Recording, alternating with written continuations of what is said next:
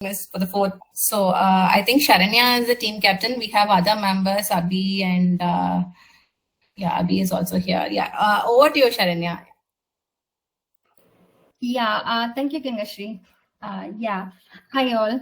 And yeah, as I'm Sharanya, I'm from A25 team, and I'm the captain of, as she told, like I'm the captain of this project, and I have Abhi along with my team, and have another team member also.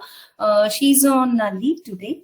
So today we'll be presenting our project on bank reconciliations.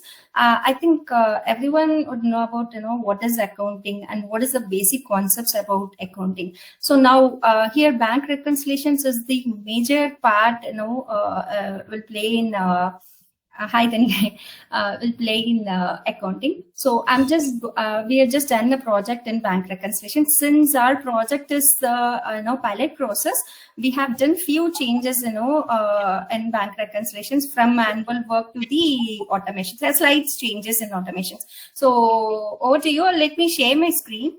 1 second. Yeah, over to you, Abhi. Yeah, can you see my screen? Hello everyone, I'm Valyamai. I'm part of Accountify team. So we've been working on the process called for automating bank reconciliation purpose for one of our clients. So basically, Sharma, can you just share your PPT? My system was not shared. 1 second, let me share this.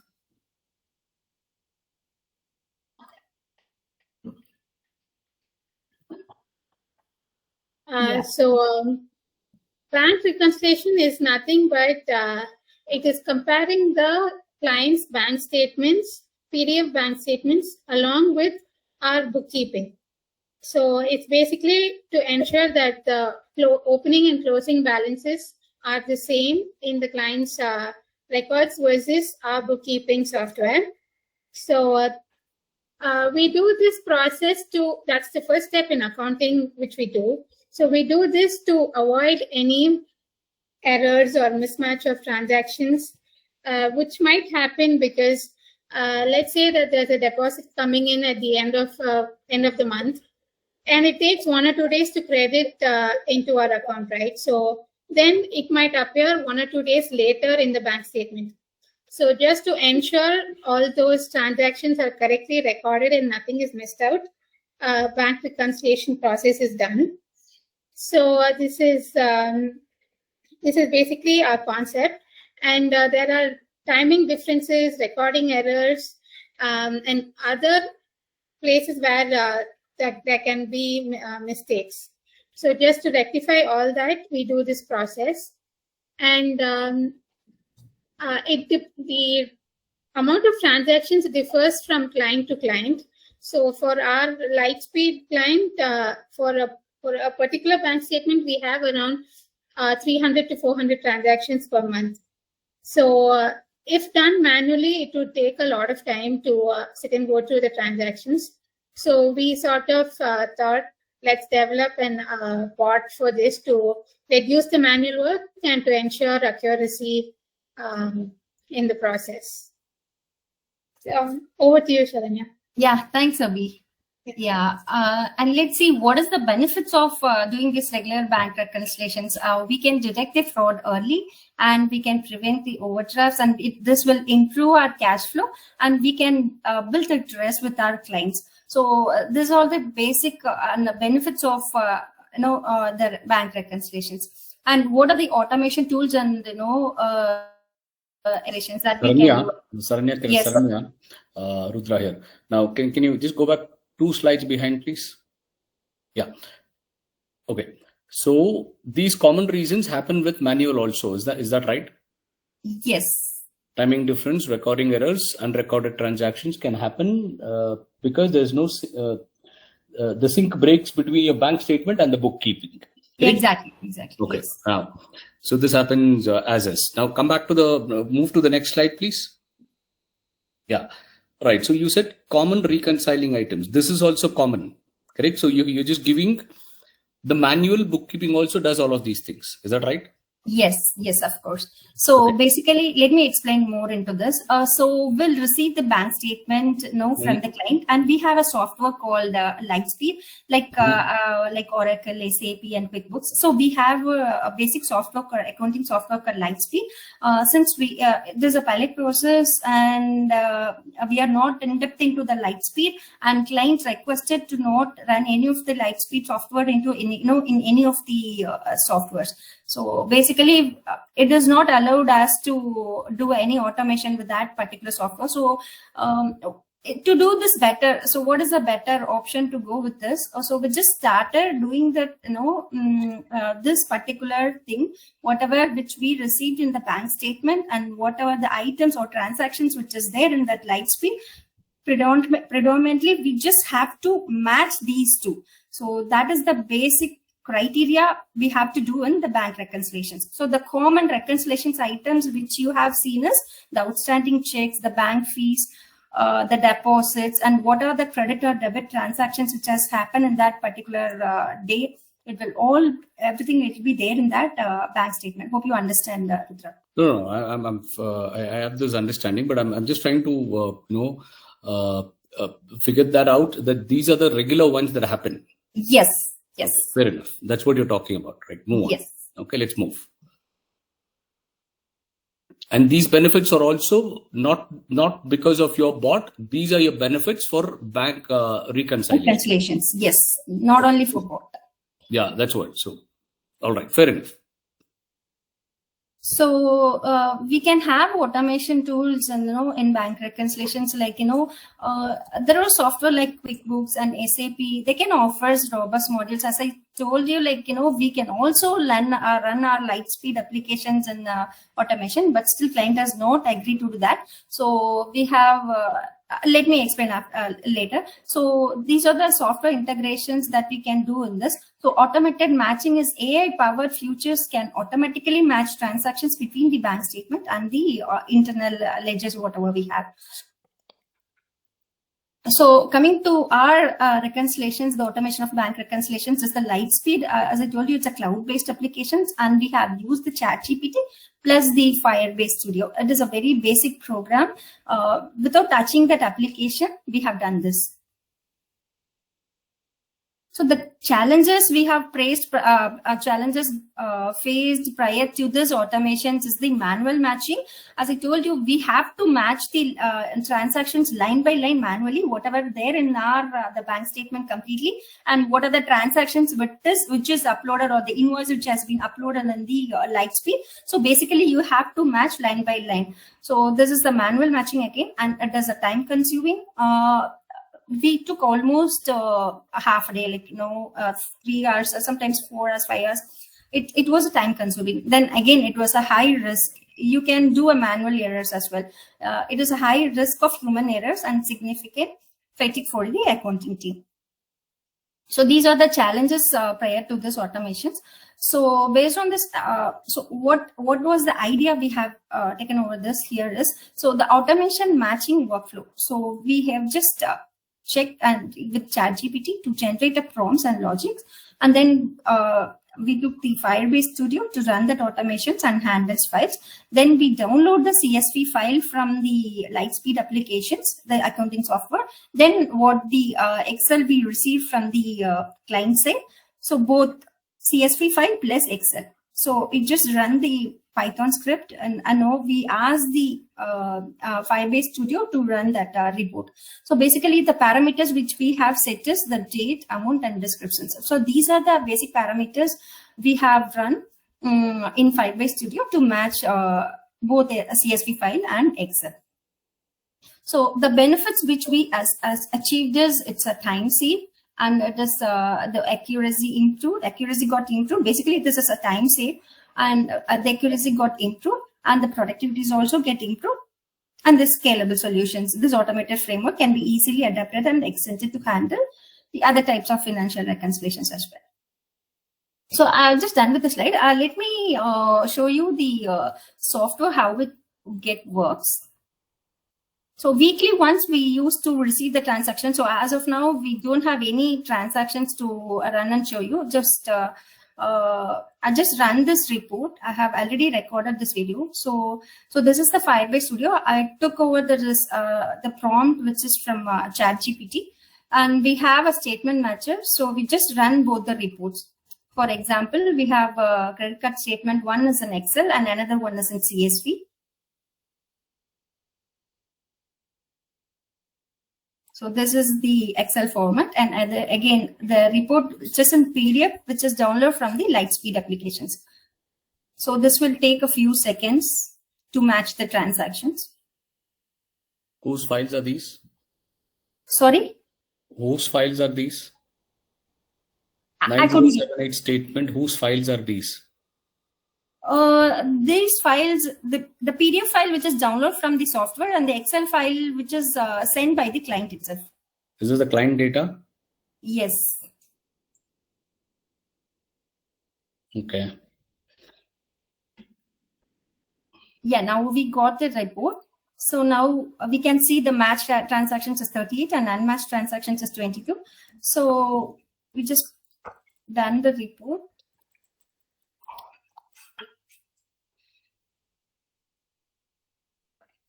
Yeah, now these are the summary of these transactions. So let me show you. This is the application software, as I told you, like, Lightspeed. Are you displaying the client data to me? Yes, it is a client data, but Can you stop it, please?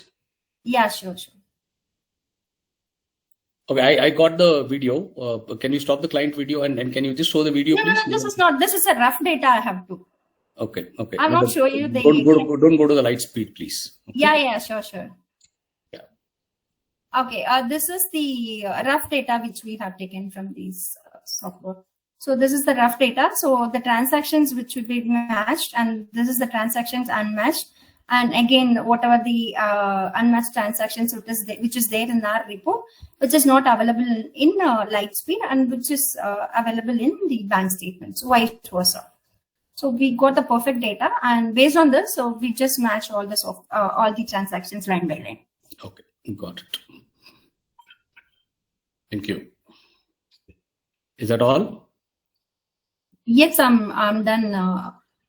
Okay, fine, fair enough. So, all right. First question. The problem statement is there is a bank statement and there is a bookkeeping software. Correct? Yes. And there could be possibilities of transactions or line items being not present on the same, not present on both the sides. Okay, correct? Yes. There could be mismatches. So the software that you have built will help you analyze one in a Excel and one in a CSV, is it? Yeah.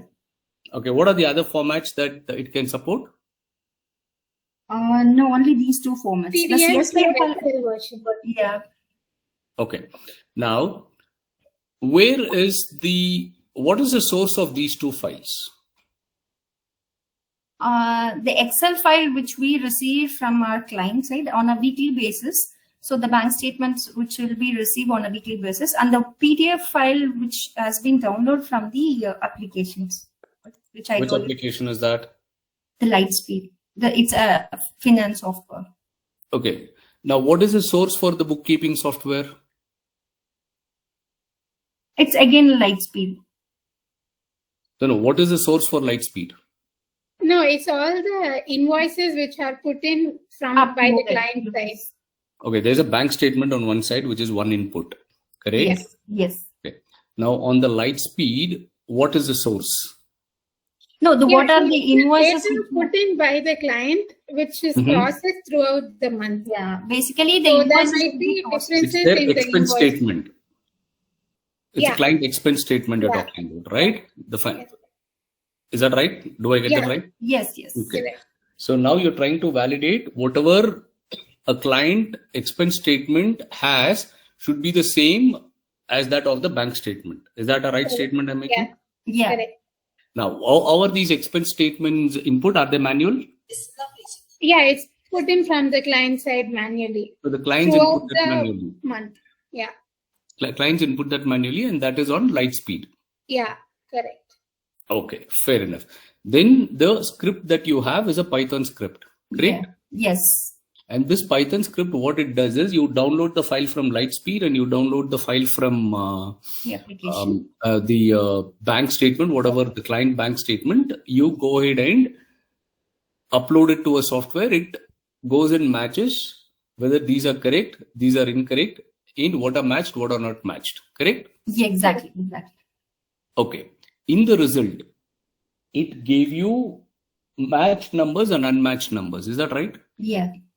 Was that the total number matched, total number didn't match? So it depends on the Can you transactions. show the result right now where it said what is the matched, what is the unmatched? Yeah, it will show like how we saw in the Excel file. It will No, show us. can you just show that result, please? Yeah, sure.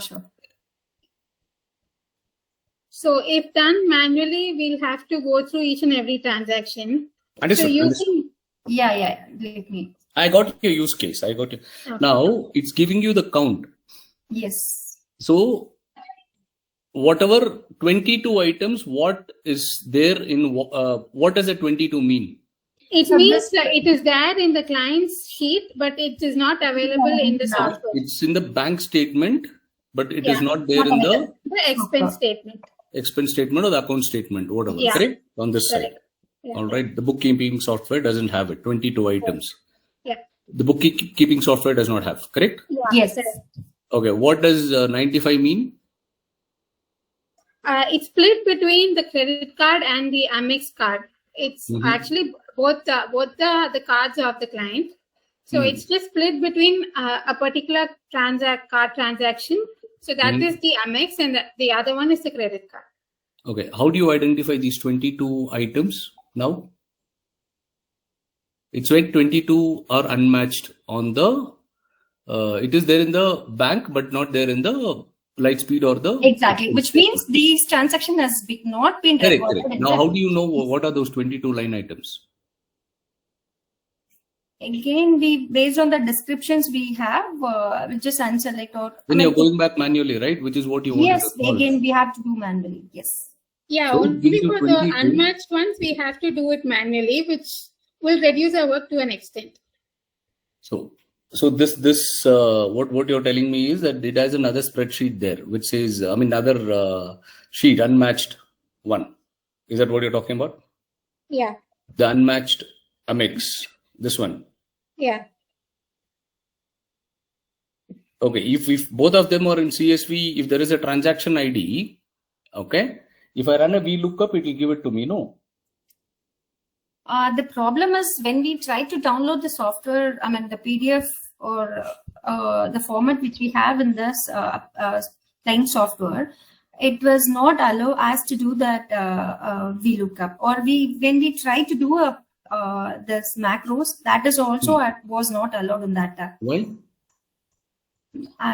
We tried twice, but we got some error. Because the sheets have multiple.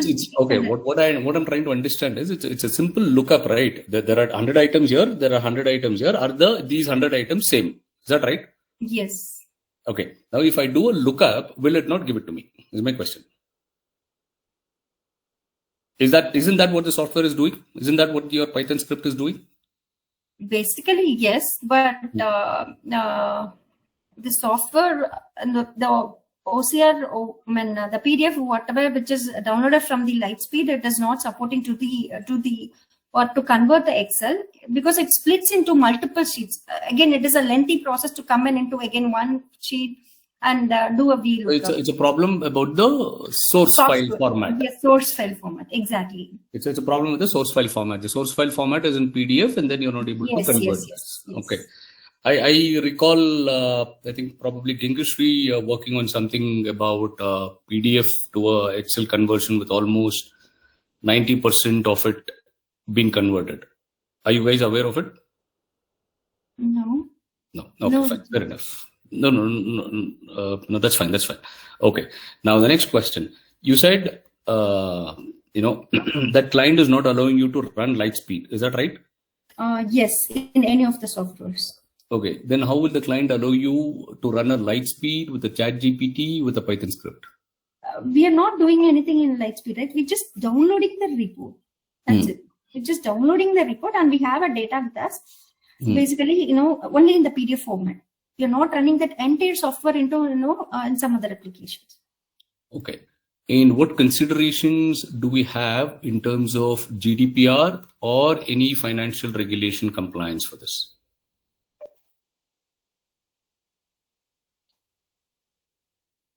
Because you're using a live data of a client, correct?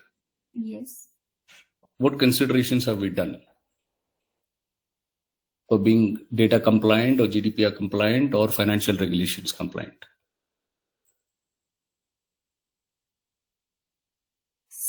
So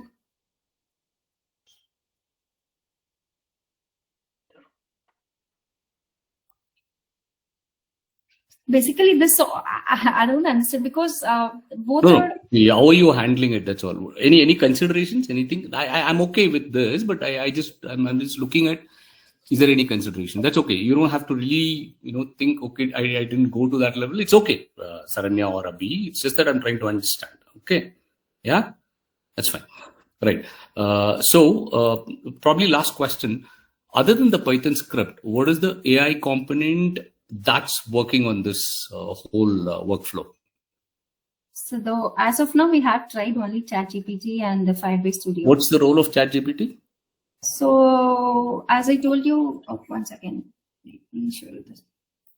Role of ChatGPT and what is the role of Python script? It's generate the prompts. The ChatGPT is just basically generate the prompts and give the logic. And Firebase Studio and whatever the prompts which has taken from the ChatGPT, we just ask them to do the parameters based on the parameters I told you, right? The amount descriptions and. Can't I hard code it in the Python script directly without the ChatGPT then? I have no idea for this. To be frank with you. Okay. No. What were you telling? What does your ChatGPT do? So the ChatGPT will generate the prompt, And then the prompt, whatever which is taken from the ChatGPT, will just throw it to the Firebase Studio to run the prompt basically with the parameters to match the parameters like amount, date, and descriptions. Okay, fine, fair enough. Now, last question. What have you thought about using this beyond Accountify or beyond your process? What are your thoughts? How can we use this tool beyond Accountify or for something else? Can this be used for something else? Basically, this is a pilot process. We have not, still this process is under transitions. So we are trying to do our best. So as of now, I haven't think about beyond this, what you have told. So just trying to do the manual work in bank reconciliations, trying to reduce the manual work as much as we are doing. Since we are getting more than 300 to 400 transactions in a bank reconciliation, it's been very tough to do Since it's reading a pattern of financial transactions, okay, can your tool be enabled? I know you don't have it now. Can this tool be extended to predict a pattern of the customer spending?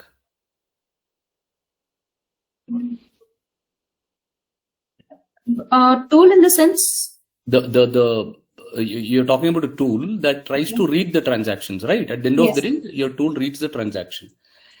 After reading the transaction, what it does is it compares, correct?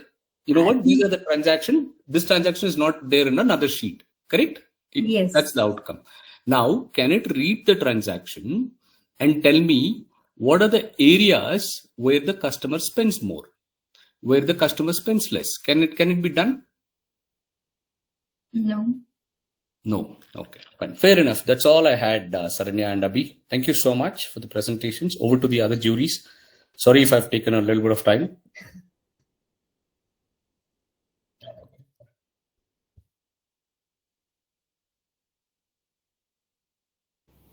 So anybody else have any questions?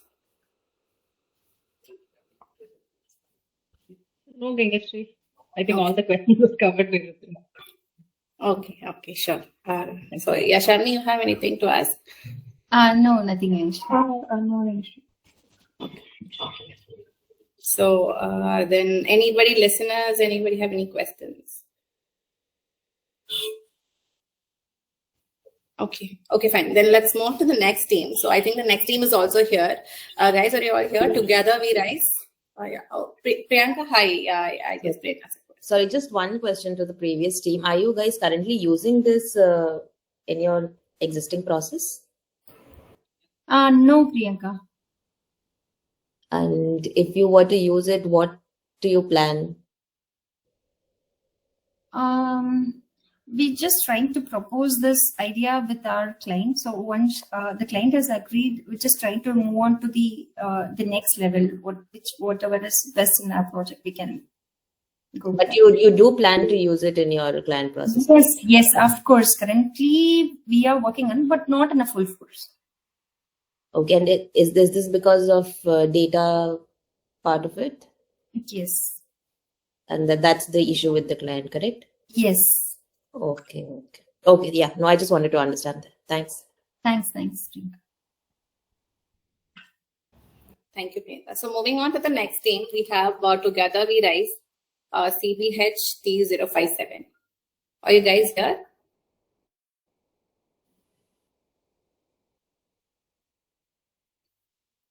Hello. Yeah, the mission team is here. Okay. So, Nadia? Yeah, over to the team, guys. You can start presenting. Yeah.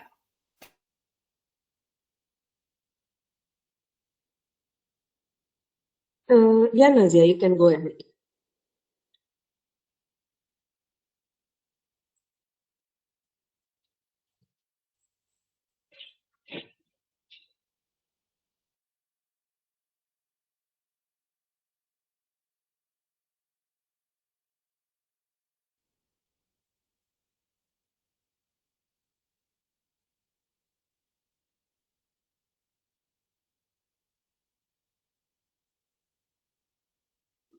Nadia, if you're speaking, you're on mute. You're unable to hear you.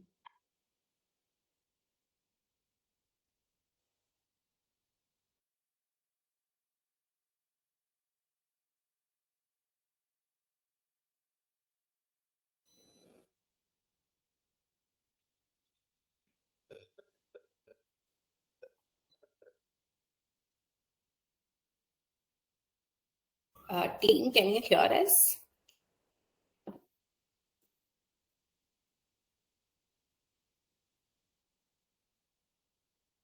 Hello.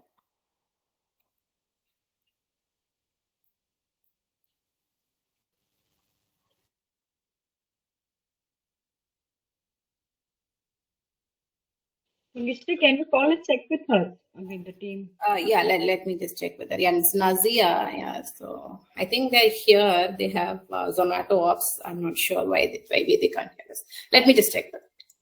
Yeah.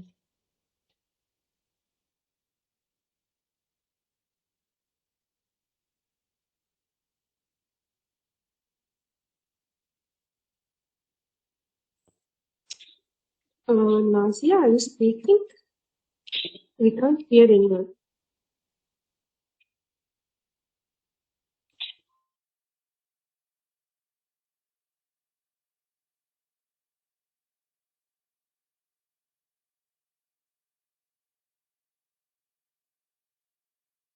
Gangesh, just give me a minute. Let me call her and say. Yeah, sure. Yeah, sure. you can. Yeah.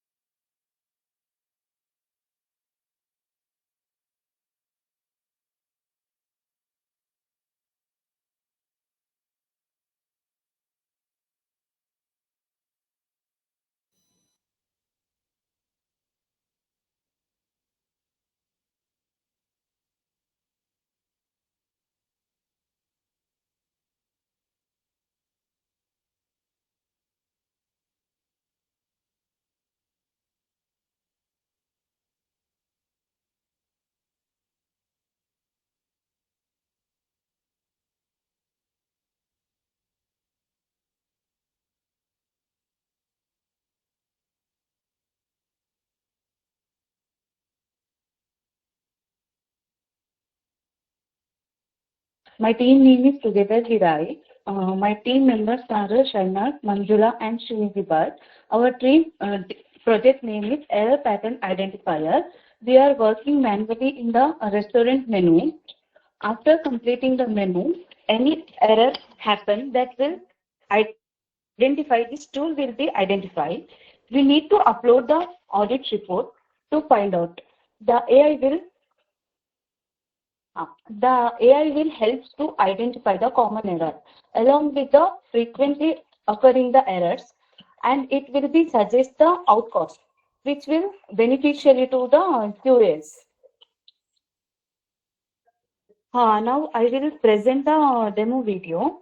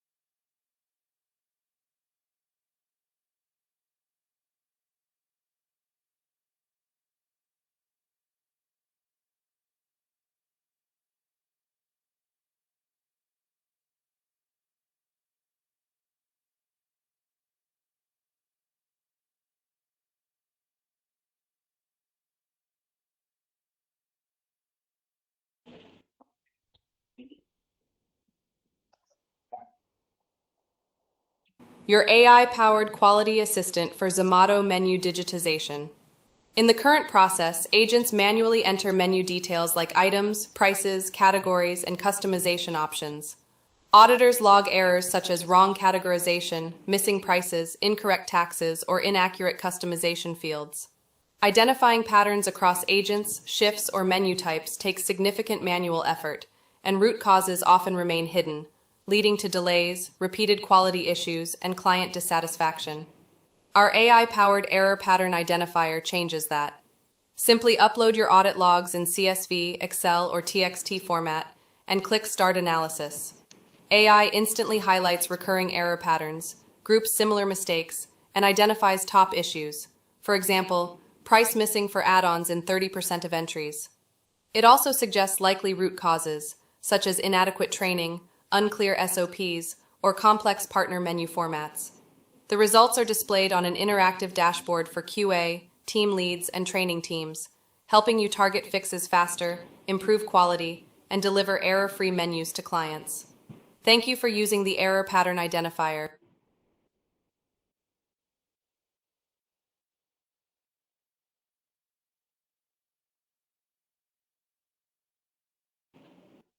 That's it. Thank you, ma'am. Okay. Fine. So I think so. That's all is the video, is it? That's all is the demo. Team. Demo is done. Okay. Now, where is the? Okay, let me put it across this way. Where are we trying to find these errors from? In the processed files directly? Yeah, actually, the errors will be identified from the QAs, like whoever is working on that files, right? So they will be identifying the errors. So here, what will happen is, AI will help the QAs to identify the recurring errors from the or repeated errors from the defaulter. What are the errors and what are the root cause for those errors? So for that cases, a team has used this audit log AI. Okay, what is the input file here for the audit log? Like whatever the errors mentioned from the QAs will be the input file for this. So the QA is already a list of errors, correct? Yeah, list of errors. Like they will be filling some form to update the error types. Those are the error types. Here, AI what will do is like by referring that audit log, it will help us to give us the result in like what are the repeated errors and who is the person doing the same mistakes. Like that kind of thing is done from the AI. Okay, why do I need an AI for this? Like otherwise, QAs need to manually go and check. Like they need to spend a lot of time to check that. Like who is the person who is doing that repeated mistakes and what are the repeated errors done from the team, because we have around 250 people in the system. So manually checking those will be difficult for the QAs, and it's What is the current time solution, consuming. Srinidhi? Sorry. What is the current solution for this? What is the current process for this? Currently, I think they are just like using the pivot or something to do Yeah. that. Yeah. Wonderful. That's what I was looking for. So you have a pivot. Pivot can become a dashboard that can also tell you, what are the topmost types, who are the repeated offenders. It can tell that, right? So what differently does the AI do now? Like along with that reasons, it is also helping the QAs to understand the root cause for the particular errors, Rudra. How? By taking into consideration of the error types, because here like individuals need to connect with the resources to identify the root cause, what happened, what went wrong in this particular. How does the AI give you? See, pivot gives this information, whatever the table, right? So pivot can give you a dashboard which tells, okay, these are the number of errors, these are the top list of errors, these are the top list of people who are doing these errors. This has happened so many times, which is the multiple errors. All of that classification, pivoting, essentially, that's why it's called pivot, right? And the dashboard can be used to represent this graphically. Okay. Correct. Done. Right. Now, how is AI helping this tool right now or this process? By looking into the repeated errors, it is helping the QAs to understand the repeated root errors cause is just a count of it, which pivot can just give a you. count of this. Pivot Correct. can give you the count. See, pivot can give you some average and count. Correct. Correct. So if it gives you the count is the repeated error. So if the pivot tells 122 times, okay, it's happened 122 times. Correct. What beyond that? I think not beyond them. Like just I think it's just a solution for this thing. Yeah, root cause analysis. Because Okay, now how does it help in the root cause analysis? Is what I'm trying to tell you. Count is done. Okay. Yeah, count is done. Count gives you these many number of times it has happened. Yeah. Okay. Yeah. Root cause analysis is why did it happen? Is that right? Correct. Correct. Okay. And an extension of the root cause analysis is how did it happen? Okay. Whether it is a manual error, whether it is a process failure, process non-compliance, whether it is a technical error, whether it has happened due to any of these unexplained, which is possibly oversighting is definitely a manual error, a process error, technical error, manual error. These are the groups of it. Correct? The broad categories. Okay. Yes. Now that's the how of it. Now, how will this tool tell you the why of it? Yeah, it will not tell. Actually, to openly tell you, Rudra, the team who have done this, right, the Nazia and team, so they don't know about like pivoting the things or coding, Excel and everything. Okay. When they got an opportunity on Hackathon, they thought of building it like without no coding. How can we create an app? So that's why they thought of. So what I understand from you is a parallel solution. Correct. Right. We don't. Okay. Right. See, a good thought, a good idea. The only thing that I was probably looking at is okay, what else can this do? Right. So can it do a pattern analysis for me? Can it which already is the count and everything? But what can it map beyond it? Like because trend analysis is something that an Excel can do it. Right, and Excel can do a trend analysis. For convenience, you want to put a script. That's a different thing because both are applications at the end of the day. Right, putting a script is also an application. Excel is also an application. Now, what beyond these is what we should be looking at. Right? Okay, that's all I had. Okay, fine. Thank you. That's all I had. Thanks for that. Okay. Yeah.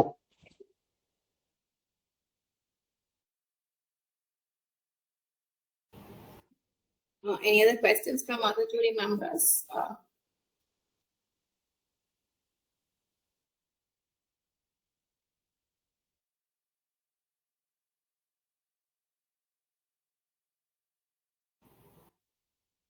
Yes, so I think that that's it. Thank you, teams, for your wonderful presentation. Thank you so much. So yeah, then we will connect back at 1:30 for the next session. Thank you, jury members, for your valuable time as well. Thanks a lot. Yeah. Thanks, Ganga. Thank you. Yeah.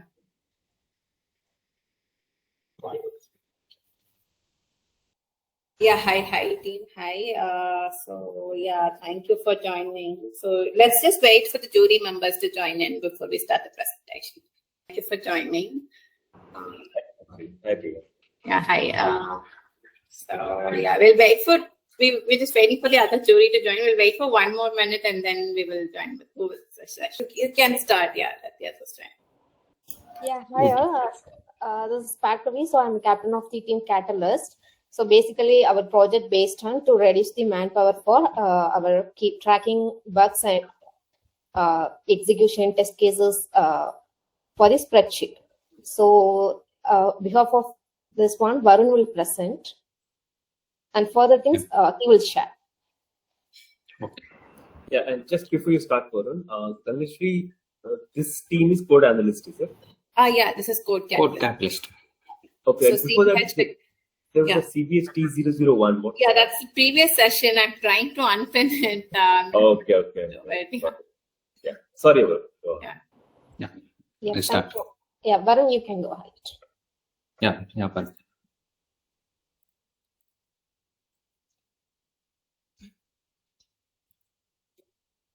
Is it visible?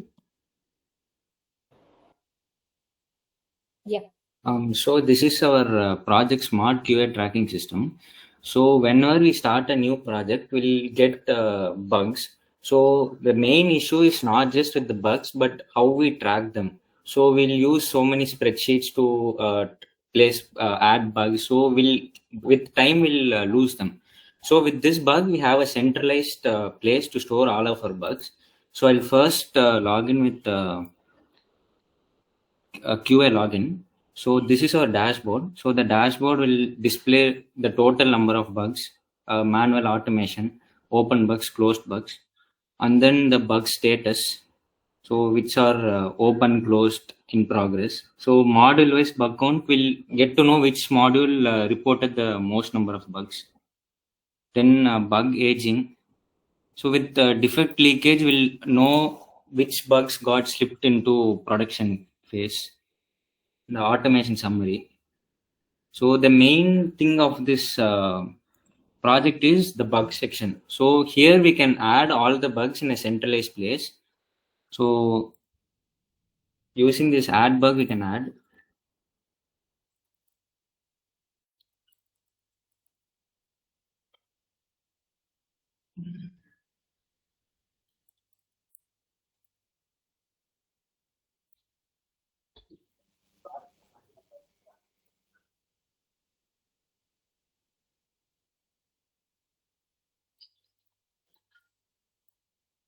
So I'll just save it.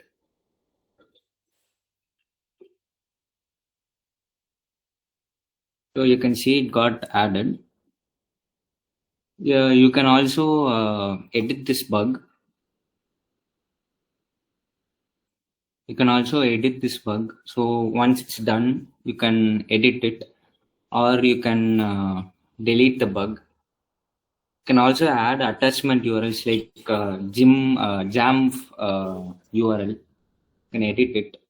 Then have the similarly for test case also we have this. We can add the test cases. And the test cycle also, from start date to end date, we can add the cycle name and description.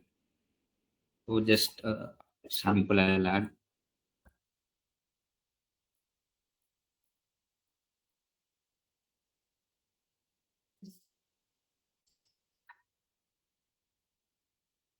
So test cycle got added, and then so we have all the bugs.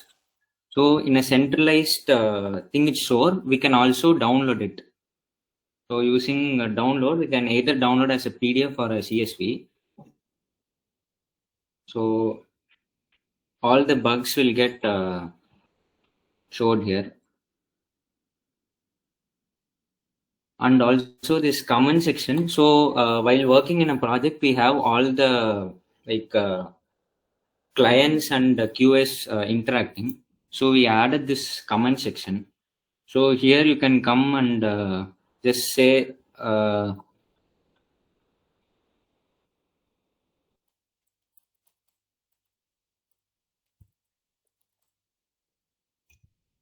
you can post the reply, and then once it's solved, they can just mark it as resolved. So you can no longer comment reply on it. And we are also currently we are working on this notifications tab, and the light and dark mode also we completed. And this we are also planning to add a documentation for this project. The settings.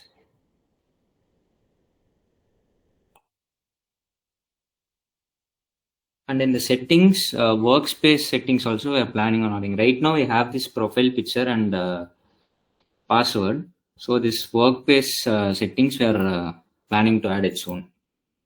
So now I'll show the client login.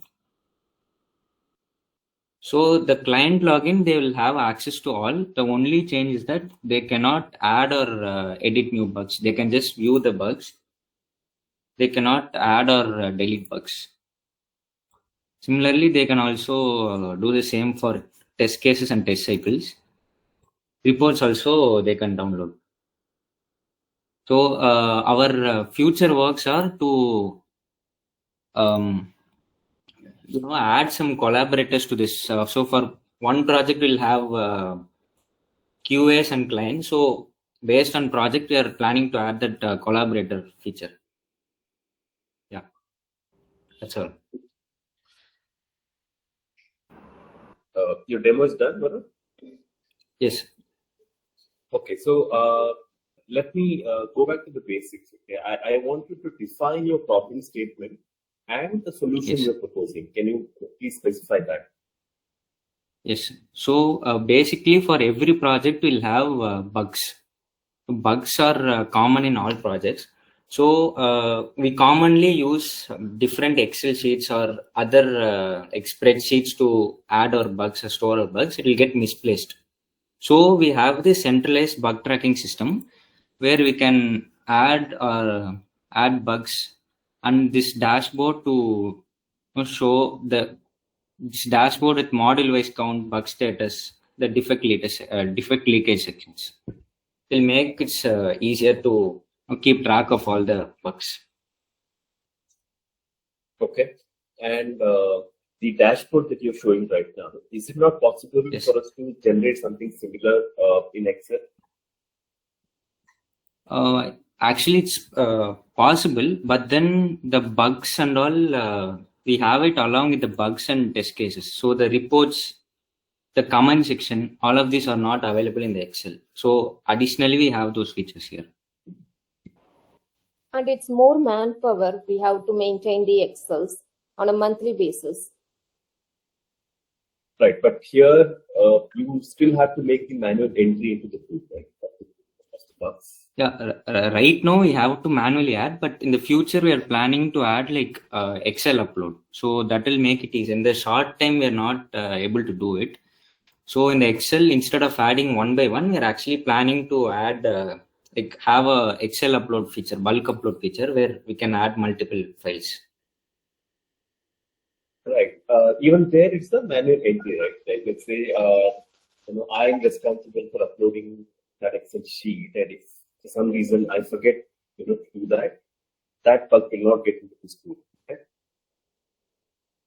Yeah, Excel also, yeah. Is it possible? But it will be better to store all in one page. So that's the main idea of our project.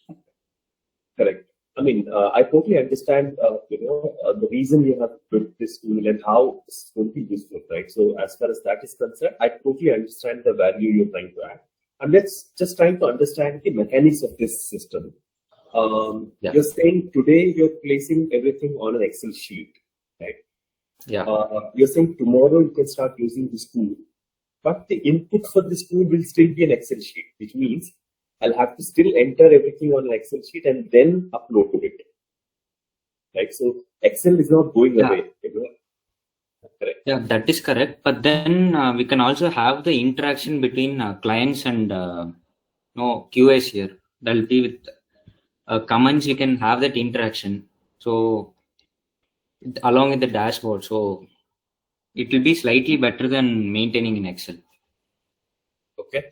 And in the future, is it possible for your, this tool to directly interact, with the tool that you're using to detect bugs and all of that? And can it directly derive the bugs from that and make the entry instead of having to manually enter this? Is that a possibility you think in the future? Like directly deriving the bug instead of manually entering here, sir? Correct.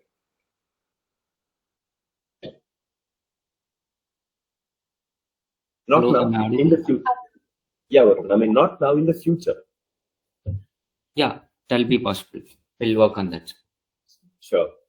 And the other question I had is, you told me your problem statement, you told me what is the solution you're proposing, and according to you, it's going to add value, right? But my question is, let's say 6 months down the line, you get approvals from everybody, you implement this, and you are running, this particular system, in your process. I want to know, how will you measure the success of this tool? So after 6 months, to say, maybe you have a presentation to your manager, where he's asking, okay, you implemented, you spent some money or whatever. I want to know if the tool is a success or not. So how will you go and tell your manager that, okay, this tool has been a successful one? How will you measure it? Like comparing with other tools, you're saying, you're asking how this is a success, like that, sir? No, not comparing.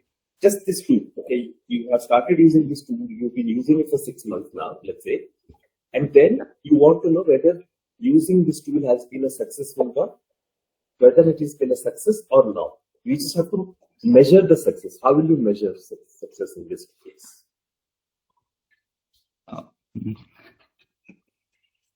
Measure success. 1 minute, sir.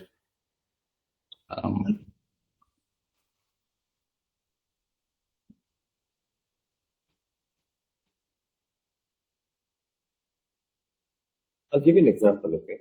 Maybe that will help you. Varun? Yeah, yes, sir. Just think on the. No, I'll give you an example. Maybe that will help you. Yeah. Yeah. Okay, let's say there is a manual work being done on the floor today, right? It could be in your floor or any floor. Let's say there is one activity which takes around 10 minutes. Average time taken for that activity is 10 minutes. And we introduce automation. And because of the automation, the time taken goes down to 5 minutes, from 10 minutes to 5 minutes. So it's a 50% reduction, right? Yeah. So if the actual implementation is able to achieve 5 minutes processing against 10 minutes, then we can measure it saying, okay, we are able to save 5 minutes in every transaction. That is a success of the tool. If it takes 9 minutes instead of 5 minutes, then you would say, because my manual effort takes 10 minutes, but this effort is taking 9 minutes.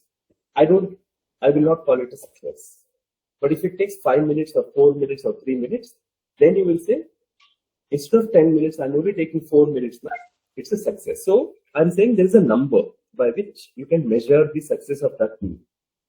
So is there a way for us to measure the success of this tool? And if you don't have it today, you can say no. But if there is any way to check it, you can tell. Sir, actually, the reason why we did this because many clients are saying maintaining Excel sheets are harder. So that's why we had developed this one. So, sir, success, that tool, that thing we haven't think about it till now. So maybe in the future we'll think and let you know. Sure, because that's very important, right? I mean, when we are implementing something new, it's very important to know how do we measure the success of that. So that's something you can think about. And the last question, I think I've already asked a lot of questions, but one last question is the actual role of AI right? I mean, I'm assuming that you have built this tool using AI, but in the day-to-day activities, where does AI come in? We can actually, like you said, so instead of manually entering, we can in the future like directly combine it with the projects to directly detect the bugs. And the status here, instead of manually showing, in the future maybe we can use AI to automatically detect like the priority of the bug, high, low, or medium. So that we can do. This short span of time, just able to do. We just have this in pipeline. So in the future, we have to implement all this. Sure, I'm done with my questions, but well done on the project and the demo. I'll hand it over to the other jury members to ask questions. Thank you. Hi, Varun. This is Priyanka here. So I have the most basic question is why can I not use Jira and why should I use this tool? So Jira is not beginner friendly. So you have to use one more module called Zephyr. So that is also, Excel upload is much complicated in this. So we just wanted it to keep it simple. So that's why we defined this. Jira also you can do this, but you have to use one more module. So it just makes it a bit difficult. For beginners, it'll be difficult. But how many people are there as beginners in your team and clients team?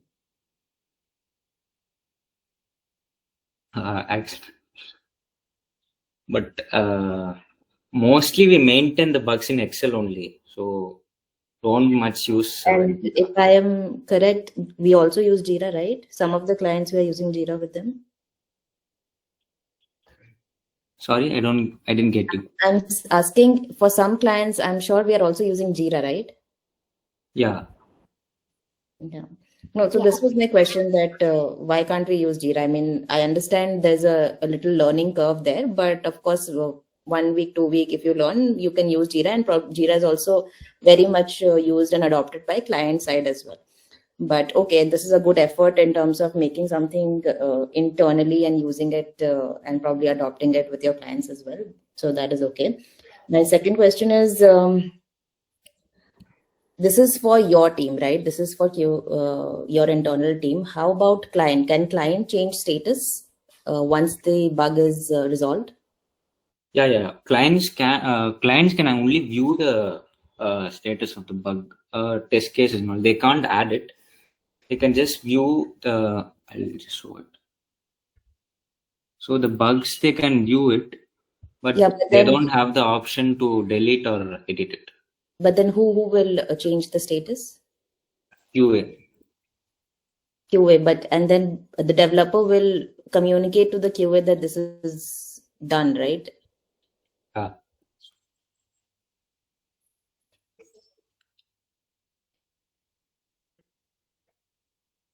Hello,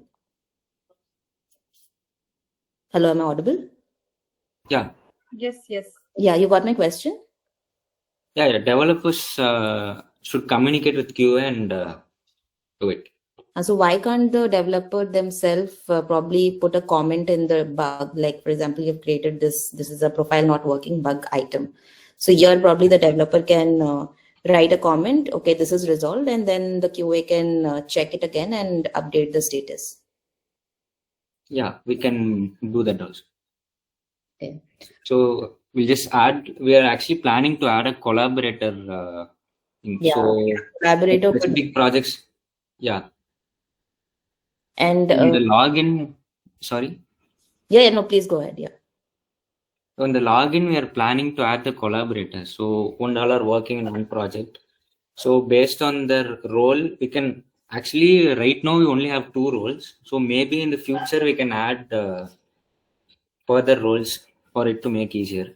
But in the short span of time, we are just able to add 2 roles. No, sure. You can obviously enhance it. I mean, you see, what you are actually building is another Jira, I'll tell you. But of course, this can be very limited, and this can be user friendly in terms of for your just use case. But of course, there's a huge amount of thing that can be done on this software. So that is one. Okay. And my question was, of course, one question was AI component, which you'll have to think about it. But can we go back to the dashboard?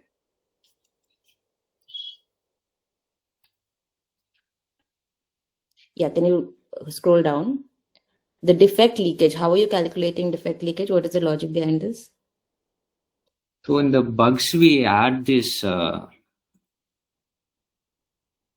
adding a bug, one second.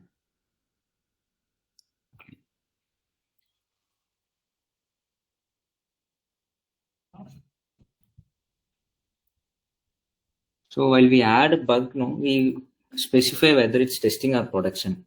So based on this, we calculate it. How? First of all, can you explain to me what is bug leakage? So bug leakage is like production. Bugs that went into production that we couldn't identify in testing, correct? Yeah, testing. Yeah. So, but then again, this is something that you will enter manually. Yeah. As I said, we are working on that Excel upload. So. Okay. What was the other things in the dashboard? Can you just go back to the dashboard? Okay. Scroll down. Scroll down. Automation summary. Can you explain this automation summary? So automation summary, this is something we are still working on. So the bugs that we add in automation. So the status that actually our we still are working on this. So the automation thing.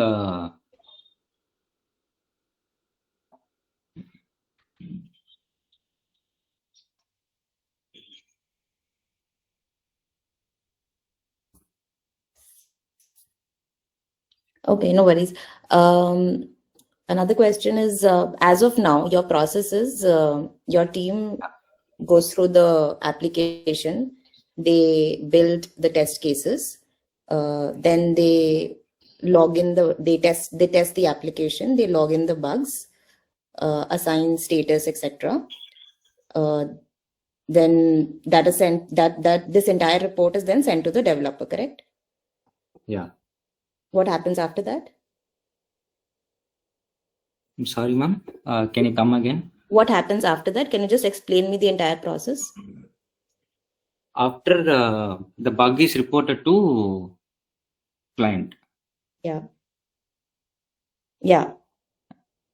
Yeah. So once the bug is reported to client, they can log in and in the comment section, they can see the comments. So for each bug, we have these comments.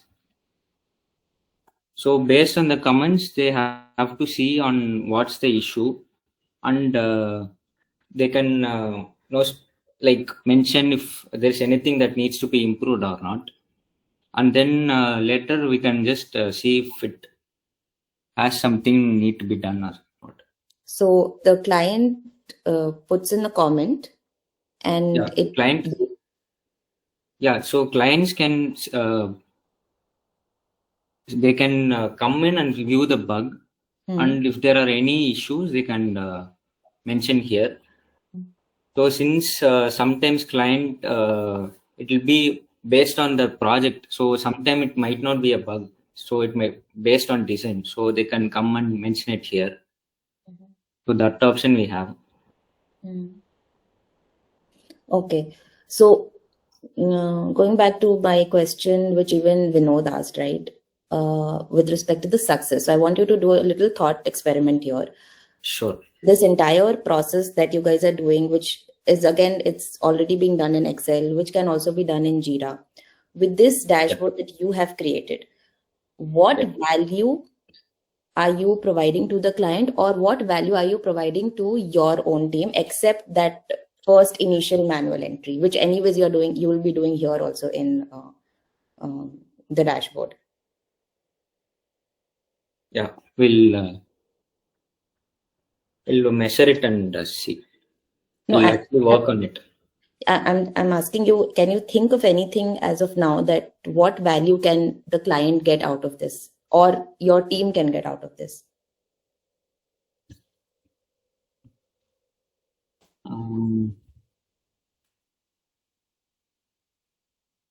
So this test cycles,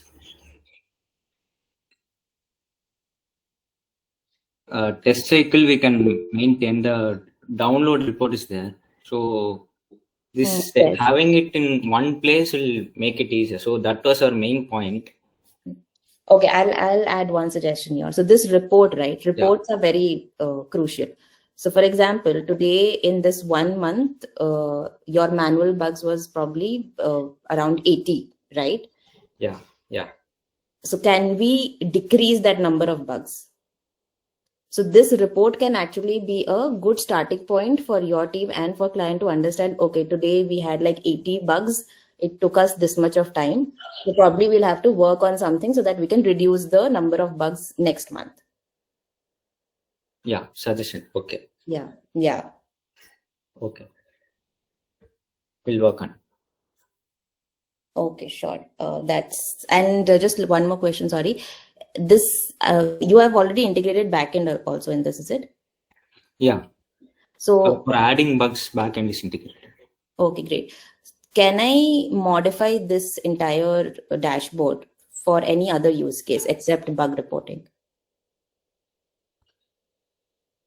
This dashboard for other use cases. Yes. Yeah, that could be done. Any example? We have to. That actually you have to think, but yeah, because this template is common, so we can use it for other use cases also.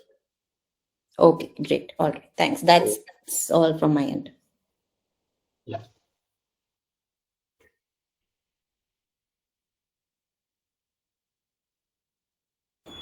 Vishwa had a question. Hi. Just one question. Like, is there any plan where you have a plan like based on all the the data you collect? So, is there anywhere you plan to give a AI-based insights? Yeah. So, ma'am had actually said like we can use AI to automatically predict the bugs. So that feature. Okay. Currently, it is not there. Like, I mean, this is a common bug. It's not there. Yeah. So that is actually a good suggestion. We made a note of it, and we are planning to add additional roles and also collaborators. Okay. So like for a project there will be this much people, so we are planning to add them. Right now we just have this where sign in as QA engineer and sign in as client, so we can have collaborators. Okay. So that we are planning to add, and Excel upload feature over the bugs.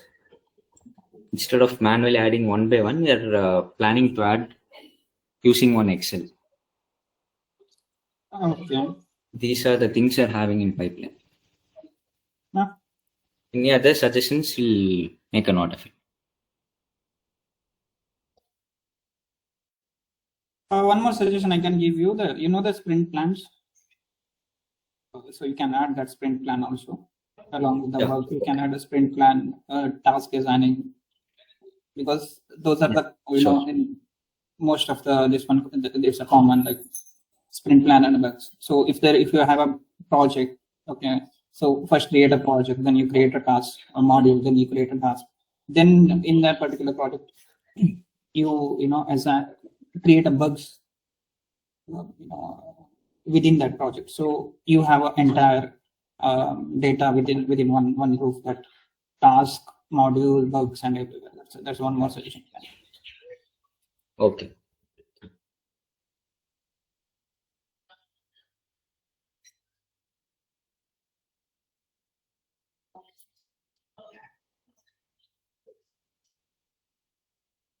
Any other questions?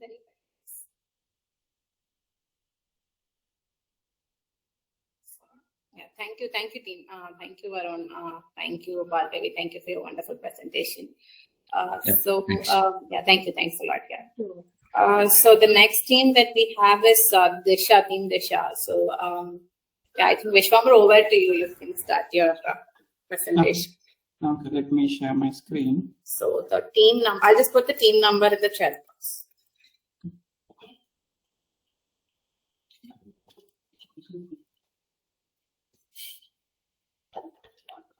Okay. Can you see my screen? Yeah, we can. Yeah. Okay. See, I will tell you what is the problem statement. Here, what we are doing, we are transcription. We are doing the transcription job, translation, annotation. So our most of the review is manual review. So there is, the review part is not automated. So in that one part is a transcription where what we are planning. We already have a tool for a workflow. So in workflow, we wanted to add this one as add-on as a support for a QC person. It's a first level of QC. So it's before someone do a manually QC the transcription. So we will have one layer of AI-based solution, AI-based check. So this is like a manually checking the transcription files. So there are problems like the slow time consistency. So human errors. So it's like the process flow within the tool. Like we can just upload a file, and we can select the rule. What is the rule for checking those files? Then do a validation. So then we can review. Then we can save the report. So this is as of now. So I will explain what we have in our mind as a coming days next stage of this tool. So there are two roles. Like one is annotator, another one is admin. So annotator is what we can say the production people. So once the production is done, they can upload their file. They can select what is the rule, what is the project, the rule for that particular transcription. They can get the feedback which one is in terms of format, in terms of content, what is the A is said it's fine to submit. So then they can take a feedback from the QC person. For the admin, it's like they can monitor, they can create rules that what is the rule, so they can see the analytics, and even they can act as an annotator. So this is just the tech stacks with what we have used. Okay. This is a tool. It looks like.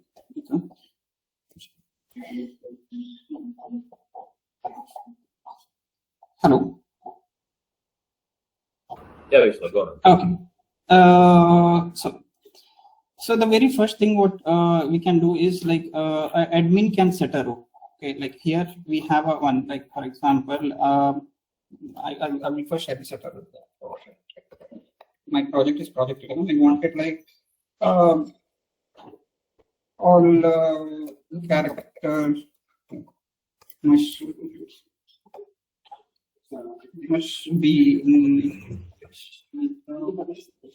in special. So you can type anything. So you can just, even if there is a spelling mistakes, if there is a grammar mistake, it's fine. So if you click on generate the prompt, it will generate the prompt. So for example, now this is my row. So it said I just type something. So A understood your task. What is a task? So task must contain only English characters and should not include any special. This is my row. So it is this is every project admin can set the row. And then you can select the row. Then you can select your file. For example, this is.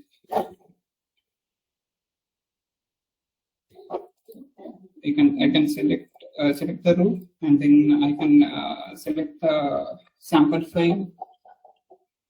Then I can click on. If I click, then row by row it will check. Okay.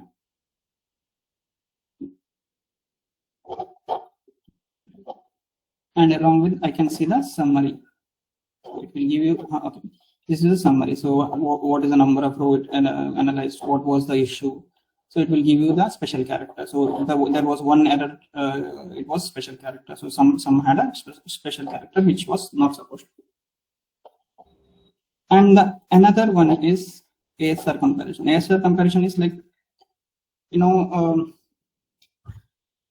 It's like we have many services where machine do a transcription. So here, what is what the aim is, like whatever the human transcript. If we take 2 to 3 automated transcription, what is the percentage of matching that with those 3 different machine based transcription?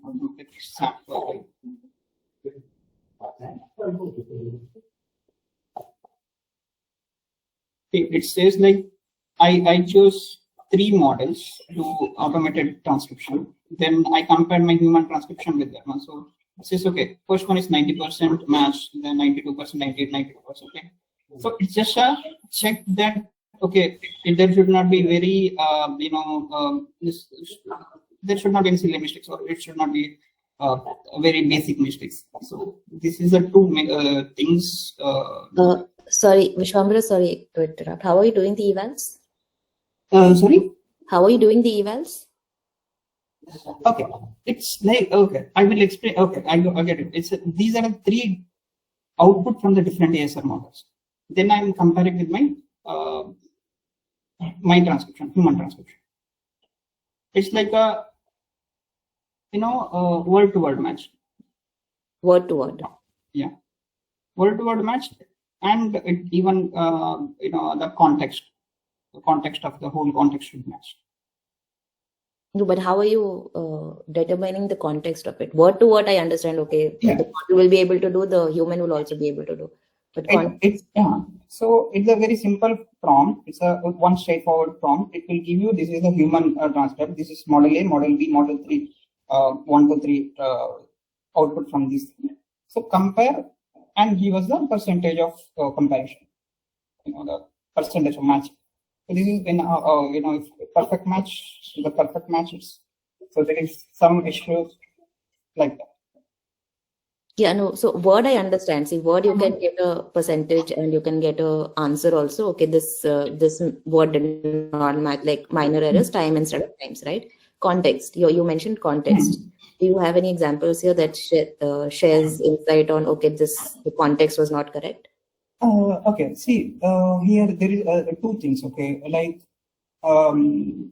even a machine also do can give you a wrong output. For example, like it totally depends on the quality of that transcription. Like for example, for one audio, Google can give you a different output. Amazon can give you a different, and if we use some other server or some other model, it will give you some other. So our aim is not to match with 100%. Our aim, our text word to word match should be 70%. 70% means it's okay to give it for a human review. It's I'm not taking the decision based on my percentage. If it is a 10% match, 20%, then my transcriber did a very worst job. So I should not even pick that file to review. So I can save the time for reviewer can save the time. That is my intention. So this is before it goes to a human, or is it after?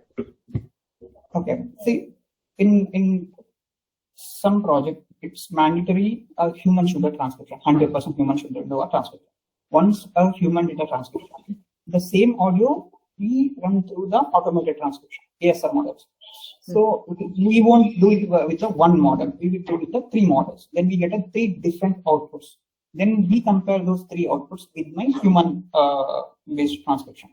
So what I'm expecting around 70% match, because ASR model transcription totally depends on their data set.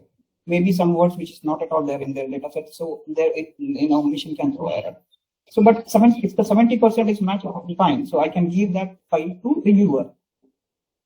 So if there is 30%, 20% match, then definitely transcriber did some mistake. So careless or this is very important when we are doing the project on vendor basis. So vendor they're not they just wanted to complete that work or just hit the target. So there we need this. There we are planning to use this one. So before we give this file to a reviewer, whatever the human transcription, we wanted it at least match 70% with the machine level. Yeah. Okay, I got it. I'm still unclear on the context part of it. So, but Context, okay, in the sense, for example, if your full sentence will say, what is your name? Okay, so if a transcription, what is your date of birth? The transcription, the context is totally different. Date of birth, and it cannot be date of birth and the name. I cannot say it's a 90% match. What is his match? But name and only the one word is not matching. The name and date of birth. So then I cannot say it is 70%. Okay, fine. We'll give it if it is what is your name and what is name or name like that, then it's somewhere it is matching, but one word was not properly transcribed. Overall meaning of this one somewhat should match. It should not be totally different. That's what I mean. Can I move to the next one? yes, please. This is the summary. What is the previous submission summary? This is admin panel where admin can monitor what is going on. I mean, is there any what is the activities is going on, file in the queue or status. This is the old, what is the trend, most common errors, weekly error, this one. Error, this is every file error, what was the error, this one. So then another like you can create a users. So how long did we want to save that output, and every project, what was every project, like what was the result from the automated QC. And here if you want to create a new prompt, this is already generated prompts. Okay, now I will tell you why we did this one. So we already have a transcription workflow tool. So there is one option is called like when you are doing the QC, you can send that file back to the transcriber with the comment by saying that okay, you have a you did this mistake, so you correct it and send it back. So our intention is like instead of uploading the file whenever someone is hitting okay, click to review or submit to review. So if it passes this automated QC, then only it goes to the reviewer, or else it will put a comment whatever the you saw this A-based summary. We put it as a comment box and it will send back to the transcriber. So he can review that comment, he can fix that file, and he can send back to the reviewer. You said only if it passes, it goes to a reviewer. If it doesn't pass, it goes back to the annotator. Annotator with the comment. With the comment, but who's placing the comment then?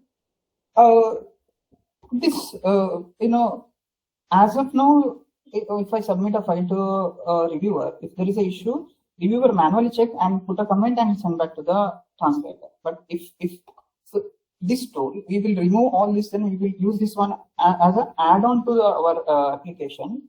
No. Yeah. A will put the comment and A will send back to the this one transcriber. That's what I was asking. Yeah. So if it is if say okay pass, then it will change the status to QC. So it will go to the QC person for a human review. So we can save lots of time, and we can even see some we cannot see in direct eye, because some non-printable character we cannot see, some double spaces, some special characters. We have some in some project we have a tag, so we have to add a tag, and tag should be closed, and those things. It's a human miss, but those format errors we can avoid to have any format errors. So that this is my for that intention.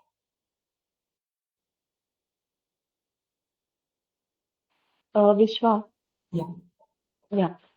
Is the message is passing that your file is having error, or whether it will send the list of the errors which the transcription is containing?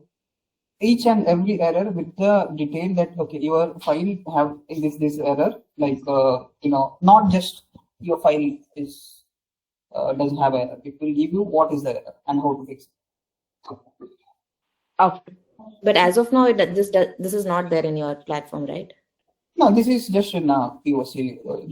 So it's not in our platform. So, but this will go to that platform.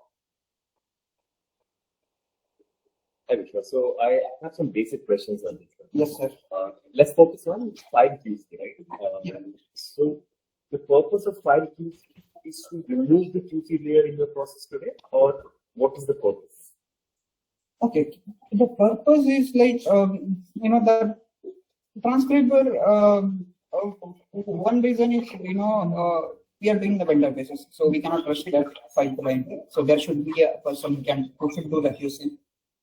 So it's just find out the errors in the transcription stage. Right, but let's say I just want to understand the complete workflow. So somebody on the field is recording the audio. The audio is coming to you guys, and then somebody is doing the transcription. Mm-hmm. And then after the transcription process, there is somebody who is doing the QC of it. Yes. Right? Yes. Yes. And after that, that file is fed into this particular system. No. After once the QC said it's fine, then it will submit to the client. Okay. So when does it come into this what stage? Before the file goes to the QC. For example, so person A is the transcriber, person B is the QC. Okay. So file came to the person A did the transcription, then file goes to the person B for a QC. So between that, this AI add-on will stay. Then it will say that this file is fine. Okay, go forward to person B if the file is fine according to the rule, whatever the prompt. If file doesn't satisfy the rule, then it will go back to the person A with the comment saying that ABC is the rule and you broke the rule here, fix it and send it back. Okay, so then the human QC layer, what do they check? Okay, okay. See, we cannot do 100% transcription based on any automated model as of now because of dialect issue. If I take example of Kannada, there are n number of, so there are 10 types of Kannada. If I go and even Tamil, there are 10 types of Tamil. So machine cannot do the transcription. So automated transcription. So human should do transcription, and the QC, the person should see whatever is typed and whatever is spoken is aligned.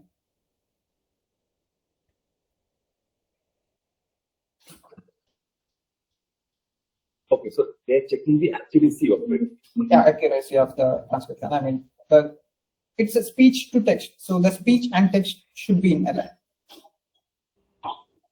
Right. So then this QC, the automated QC you're talking about, you're saying it is going to reject a transcription basis the rule that you're specifying, right? See, I will tell you one. A rule is like there should not be two spaces, double spaces. If you type my name is like there should not be space only one spaces. There should not be like before you start typing there should not be any space, and there should not be non-printable character in my transcription. So there are in some we get some tagging like for example, if my transcription is Kannada, if there is a code mix and if there is a word in English, so I have to type in English and I have to put it in within the one tag. So this is so machine can understand this particular word is from the English. So the tagging should be good, proper, like foreign word and the word and then close the foreign word. So for machine it's not a Kannada word, it's a English word. So this what it does, it the tool will check whether that person put that particular word within that tag, or that particular word, or in English is there any typing issue or the spelling errors, spell errors. So the tag, even there are rules for the tag, like we cannot use a capital letter within the tag. So whether the tag is properly typed or whether it's used. I mean, if you open the tag, then you should close the tag once you type the English word. So these rules, this can be, as of now, we are checking this one, but using a Python. But the problem in a Python is every project have different set of rules. So the coder should go and edit the code. Here it is not like that. You just change the prompt. Okay.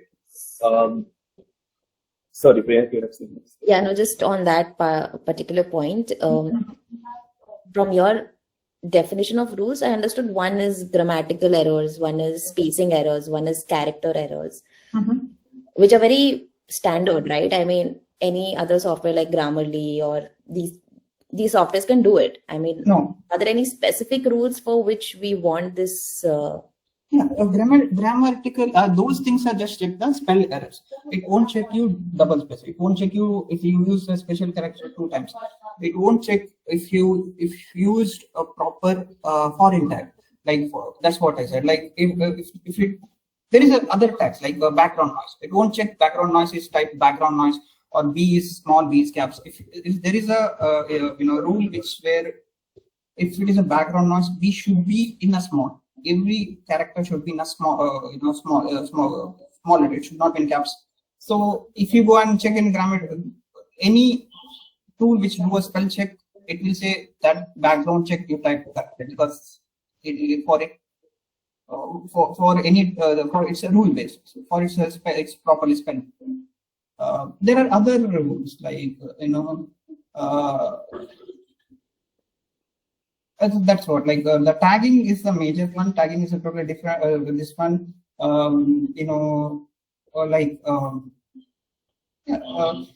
So in some cases we should not use comma or we should not use full stops, and those things you cannot do it in grammar. Okay, yeah, got it. That is one. So that's what I was asking. Are there any separate rules? Because this is transcription, right? We are converting one language to another language, and it could be that where we are using some common grammatical ways in one language that may not be the same in the other language, right? So I believe this tool is only once it has been transcribed, and therefore you put these rules. Somebody will actually sit and put all of these rules and then check this. Got it? Yeah. So when you create a prompt, that I created a prompt where you just can put your client's requirement there, it will generate you prompt for that rules for that particular project. So this is the rule to accept the file. Oh. Yeah. So Srikanth, will come to you. I have like two, 3 more questions. Okay, Vishwa, so my question is, okay, so you have certain rules and then you allow the system to check those rules, and then it comes to the QC person says yes, and then it goes out of your system to the client, right? So, and then what is the client doing with that data? What client do with the data? With this data, the output, the transcription that you're sharing. Okay, see. It's to train their ASR model, like a speech to text. Most of the cases, transcription is used for speech to text models. Right. So it's a part of ML, right? This data becomes input for the ML of ASR model. Yes. Right. So my question is, do we really need to do this here? Can the ML at the client's end, can it not? Just 2-3 rules and then it can ignore these issues. Right? If a client, if it goes without checking this one, client will send back the file, rejecting the file, saying that this file have a format error. So it becomes an error for you guys. Yeah, it's a fatal error. Okay, fair enough.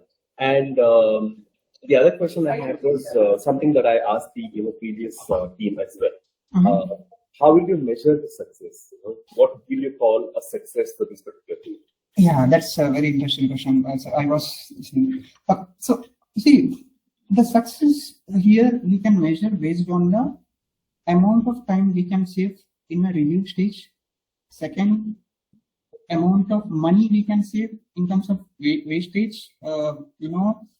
I will tell you one wastage cycle here. Like I accepted the file, I'm a reviewer, or I accepted the file, I send back to the client. But my model is totally vendor basis model. So there are some freelancers. So that file, for example, if the soon QC accepted, it goes up, with the client. So if the payment was done to the transcribers, then if the transcriber is not willing to take that comment from the client, and in some cases they run away, so they don't stay for long. So I can even stop that one, right? Because until and unless my QC accept, so even I can reduce amount of error which my QC team does. That is the one. I can increase my quality of the data set. I can eliminate any sort of format errors, and it's overall my the quality of my data set. It will be increased. In terms of percentage, what we can say that see, if it required for 4 people without this tool to do a QC, then there may be required of 2 people to do the QC. So I can save at least 30 to 40% of my QC number of QC people. Okay, and what are the benefit of time? I'll just the last question. With respect to when I look at this particular tool, this looks very, very specific to your process, right? But can you think of a use case outside your project, any project that you can take? Yes, yeah. I see. I don't know if this one was. I'm not sure this is, it can be used in a Zomato or not. Okay. So for example, but find, say, Jain Thali, like, or not, and by sorry for my typing translation.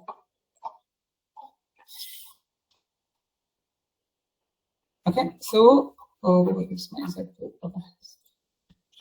So it's your task generalized following. So it must be mentioned Jain Thali, or like even you can use it for your this one. I don't know, that we may need to bend a little bit, but this can be used in a Zomato as well as based on whatever you give a comment, based on if you can pass the data to this one. You just need to change the prompt. Yeah, I mean, doesn't look like a feasible thing, but yeah, we can definitely look at the possibilities in the future. I just need to host this one, give you API endpoint. You just need to call the endpoint. You just need to click some URL, then with your data, then you will get a response. So can it take PDF or JPEG documents? Yes. Okay. I mean, but I just need to add one more module, that OCR or PDF to this one text. Then I can pass that PDF to my this one. And let's look at possibilities later. Yes, Srikanth. Vishwambar, just one clarification, I'm just checking with you. So this is actually not a main tool. This is a part of an integration kind of a tool. Yeah, it is an add-on. That's what I said. Like we are planning to. It's an add-on. Yeah, for the student. And why? Because we need this add-on is current whatever the system is there in the tool. If we want to check this errors, we need to download the files and then do the Pythons, right? As of now. Yes. We just need to download the. So here it is automatically checking in the tool itself. Yeah, and it will automatically give a comment to the transcriber. Your file have this errors, fix this one. Once all the errors is fixed, then it will go to QC. Yeah. So in the way, even you can avoid storing the data in some other systems and as well now.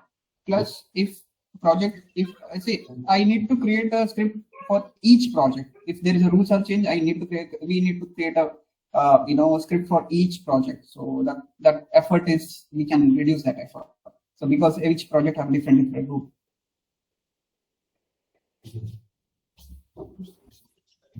Yeah. Any other Vishwa? Yeah. Hello? Yes, I can hear you. Yeah, why we are not adding this for QC field also? Like how the production is checked. Why not for QC layer also will be checked? We can add that one also. After completing QC. Yes, we can add that. We can add it. It's Just, because Yes. yeah, it's because QC person is also human and they also can make a mistake sometimes, we like can a tag we and all. we just need to So- call 2 times. That's it. Yeah. Yeah, okay. I have a last question, Vishwa. Yes. One, who can operate this? Currently, who is your stakeholders for this application? Stakeholders, it's. I mean, I didn't get this one. Who is the stakeholder? Who are the people who are going to use this platform? As of now, it's only for this one. No. Is it one is annotator, one is QC? Okay. It's only annotator, QC person, annotator and QC person. Annotator and QC. Yeah. Yes. And for admin.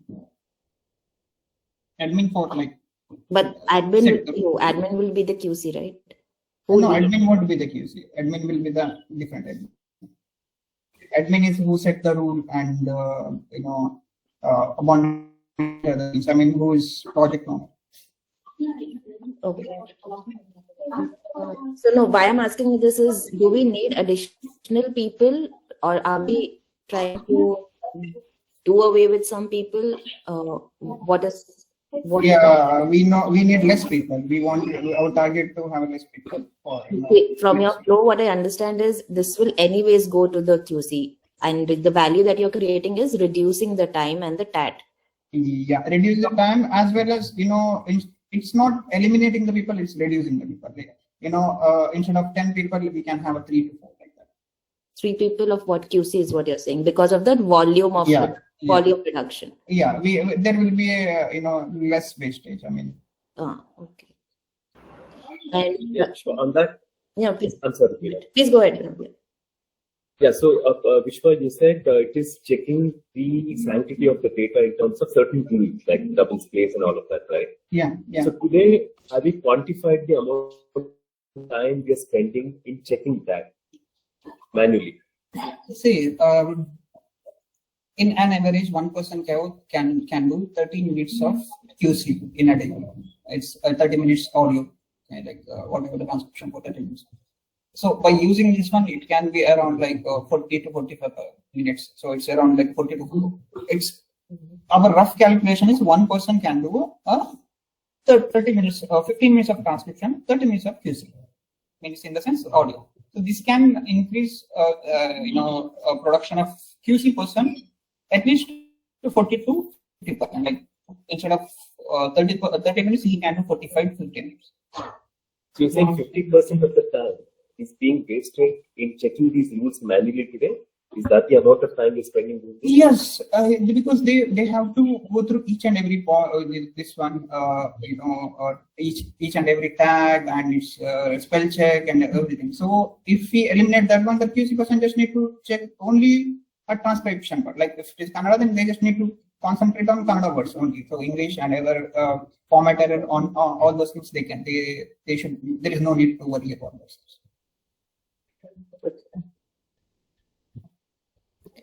And one more question is, what do you estimate in terms of number of people to maintain this application and the cloud costs?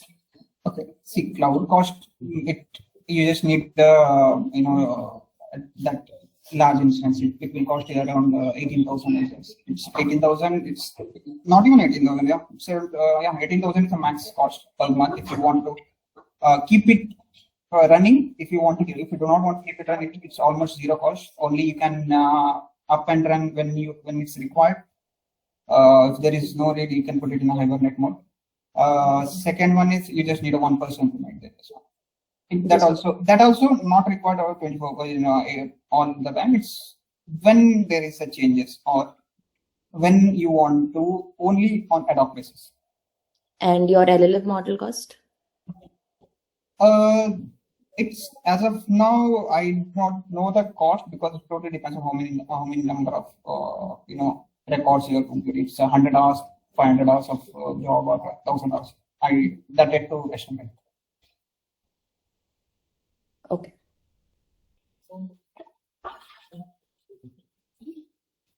Any other questions?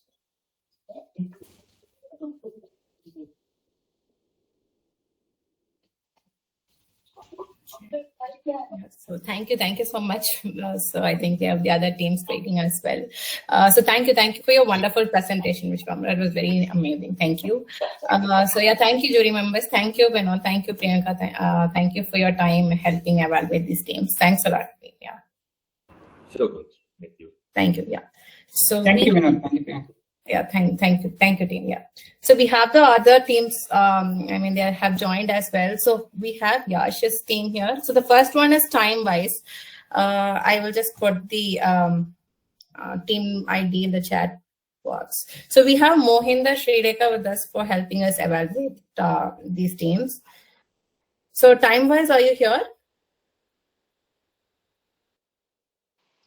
Yeah, Gangashri. So Yeah. I have Rakshit for time-wise. Okay, so the name of your team, Yash, what is the name of the team? I understand it's the name of the project. The name of your team? Day4 Innovators, is it? Yes, this innovators. Yes. Day4 Innovators. Okay, got it. Yeah. Yeah, you can proceed, Yash. Yeah, you can. Okay, sure. Wait.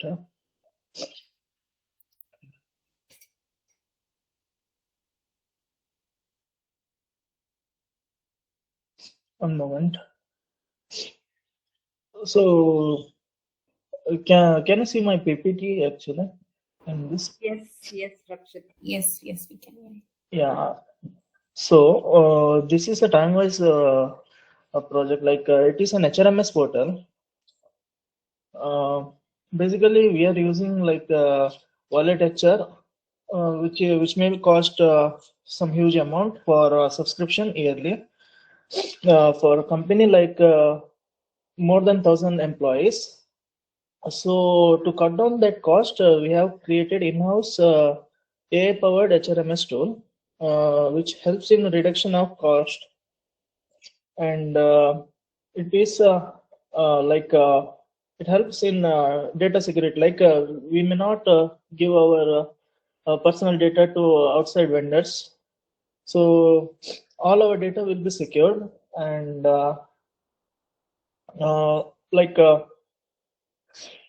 total cost of ownership and limited flexibility customization tool. We can do anything on that, and vendor lock-ins, reliance, and external updates. And TimeWise is a lightweight, mobile friendly, and internal HRMS performance that offers all critical features like attendance, leave tracking, and payroll logs, etc. It is built on Firebase backend, so there will be no problem while operating the tool, and it helps in employee attendance, check-in, check-out, and leave boards, pulse track, and pay view access, and it is secured on role basis, and admin have separate portal. Like whatever we use in present HRMS, the same almost is repeated, and some new features have been added to that tool, and it is cost saving. It is around 90% we can save on our cost. Like for if we purchase other services outside, it is costly, right? So it is better that we have our own HRMS portal, and it is mobile accessible, and for data control, internal hosting ensures data privacy and custom controls. It is built on only Firebase, no other external tools used. And let me open the app once again. Rakshit, maybe you can just open the app application and then take us through that. Sure, sir. Once again. One moment. Hmm.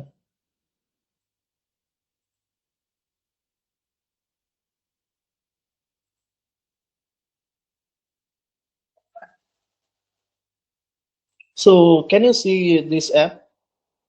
I'll log out. Wait.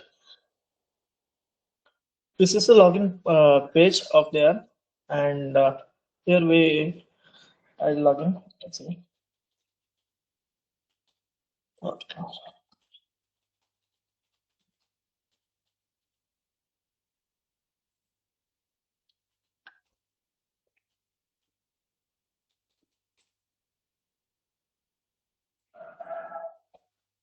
I logged into the app, and this is the dashboard of this app, and here I can punch in and punch out, and here the monthly like leaves and all section balance we can see here, this working hour, and it is like an HRMS portal. This is an HRMS portal built by Day4. This is attendance history, and here is report and calendar community. Wait one second.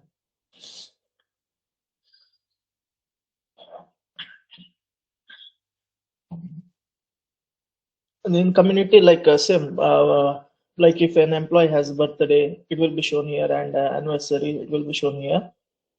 The same thing, and calendar and attendance we know, and it has like AI report if an HR wants some reports.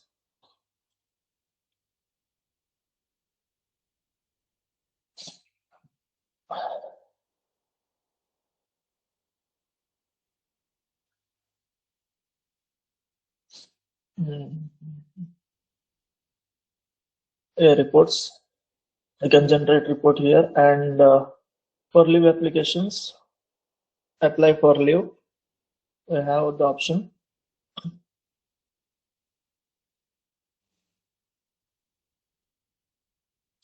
In same way, like whichever leave we want to take, pick the date, which date you want to apply for leave, and submit. It will be gone to your superiors.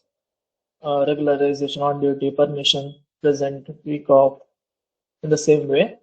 And there is the resignation entry. If an employee want to resign or send a resignation, here he can directly apply from.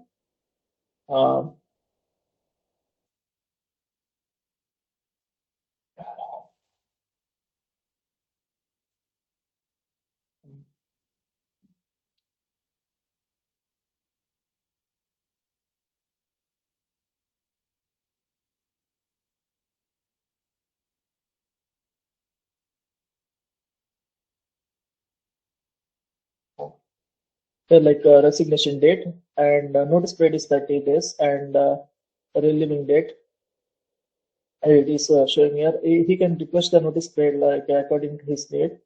He can send the request and date of relieving, and reason for leaving, note or attach some attachments he needs, and submit here. And this is an grievance entry. Here he can file any, like if he has any complaints or anything like that. He has some options.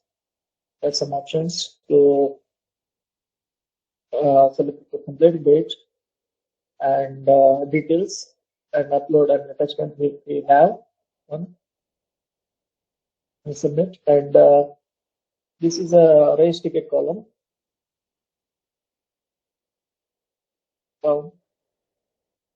Here if he has issues regarding like anything payroll, attendance, facility, or his suggestions according to his emergency level, he can raise the tickets like low, medium, high, and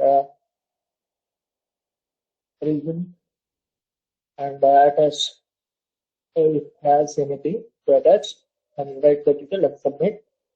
They will be submitted to HS, and this is the request options. the same, like if it has any request, like anything permission, like you or access time request, if it has work for any holidays, and if you need a pump of, if it has something like that, he can apply here, like apply which day he has worked for extra hours, can select date, comp of full day, 1 day, access hours, like that, and submit. Same like in HRMS. And the event balance here, it will show that how much leaves he has. Shift request, if you want to change the shift by chance, he can apply from here. Date, for which date he want to change his shift, and shift type, like that. Which shift he required, I can apply here. Here for approval, and reason for shift change, submit request, like that. Event balance will show. And this is add task.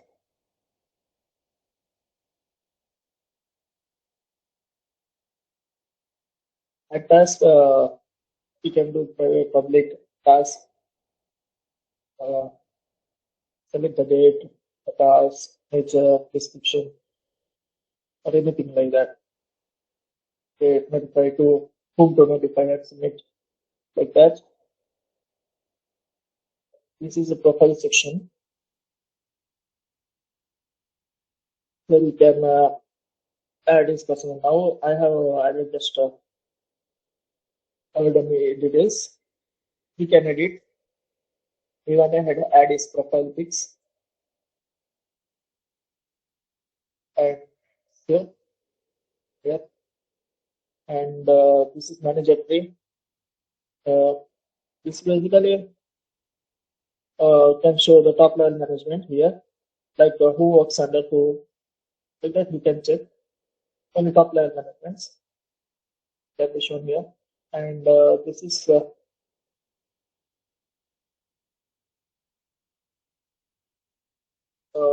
bank section. Basically, I have logged into admin login ID. So it is showing like I can add branch if I have any extra branches, new branches, or add new members, or edit HR. Who is to be the HR for that branch, so that later he can edit. That HR can edit his particular branch, his assigned branch, and the other HR cannot edit his branch. Okay. HR logins to his mail ID. He can he is able to access this edit option. He can add new process members, like that, or delete something. Even the admin has for everything. Now I have logged into admin portal. So this report, it is a new feature which does not exist in the previous HR portal. Like this is an helper bot. If we want anything, it will guide us. Like any queries to write here, it will guide us what to do in this app, how to do that. If we have any problems, or if we didn't understand anything, we can just type here. It will give the solution. This is a new add-on feature, and this is here there is a docs section, docs, where you can upload your documents, like that. I'll show you. For example, any statutory details, yours, and let's see. And for example, bank details can be saved here. Salary details, assets. If you have any assets, it will be shown here. Academic qualifications, you can add regarding. And upload documents. You can upload documents and keep here. Previous employment, like old employment, whatever you work for. Personal details, everything. And family details.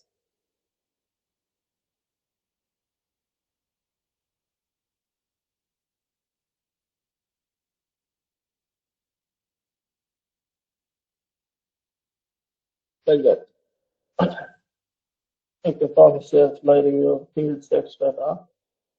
And this is the admin control panel, where admin can log in without password. But if another employee enters this control system, he need password for access, but admin doesn't need. Now this is showing us admin. Here we admin can add a new user to this portal.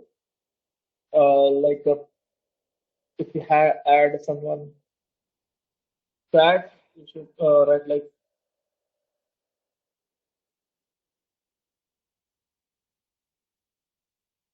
proceed and name, new user, email ID, employee. Like what is his role? Employee, admin, or HR. Admin can do this and select password for his login page and location, which branch he is from. Add user. Admin can add anyone or even edit anyone's role. Like edit again. Every time admin presses something, it shows confirm. We should type. Otherwise, if by mistakenly press to any options, it may create some nuisance.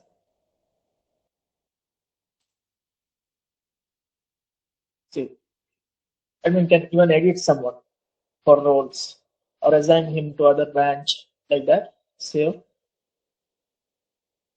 Or admin can even delete someone from the user portal or deactivate or reset password, view details, anything. For any options, you need to confirm.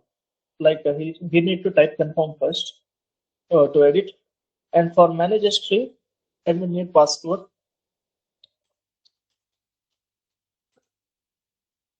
Now this is an manage history where admin can edit anyone here and just drag and put anyone under any person and save changes.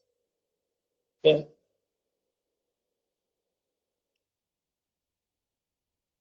And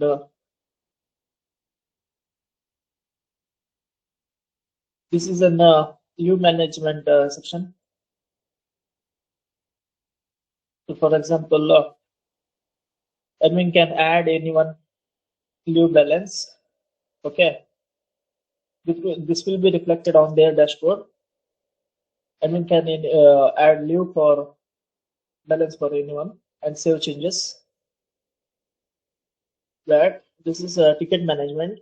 If any ticket is raised, it will be shown under this. If any ticket was raised previously by any employee, it will be shown like this. And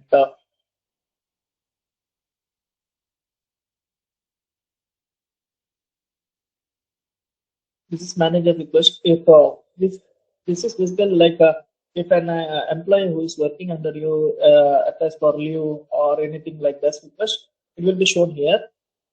You can apply, approve, reject, or like that anything. So this is basically about this app. Now let me show like other employee. If No, I think Rakshit, yeah, we are running out of time also. Yeah. So a couple of questions. Right now we have 1,500 employees, right, in this group. Sorry? We have 1,500 employees at this group. Yeah, yes, sir. And how long will you think will it take to migrate all the data into the system, into the new tool? Like we can like one second. This is whoever is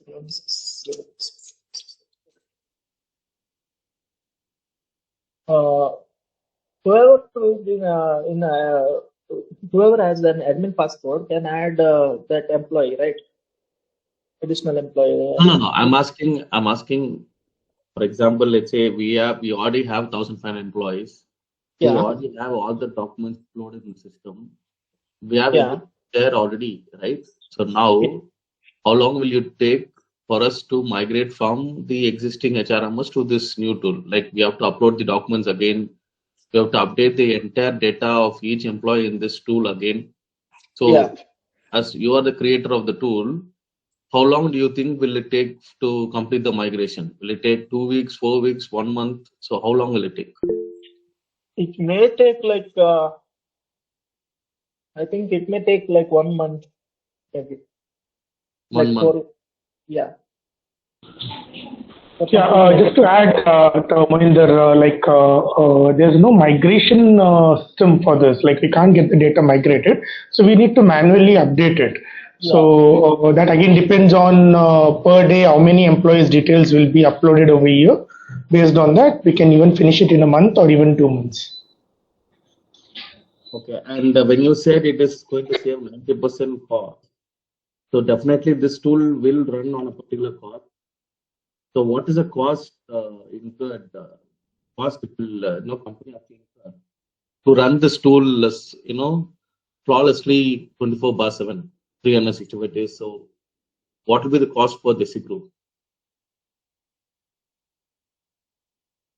Because you have to deploy it.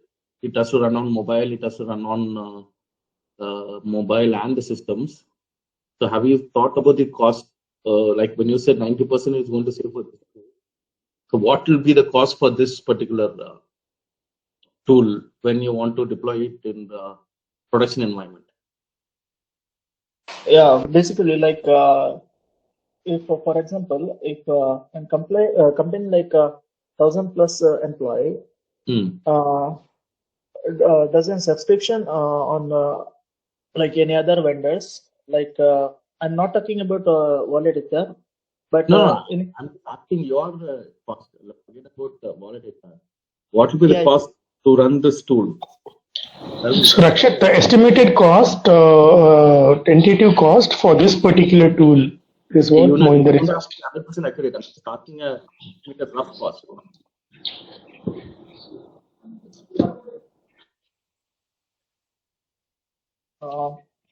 Because I think this is wonderful. What you have done, you have tried to replicate HRMS exactly as it is. You have added new features. There is bot.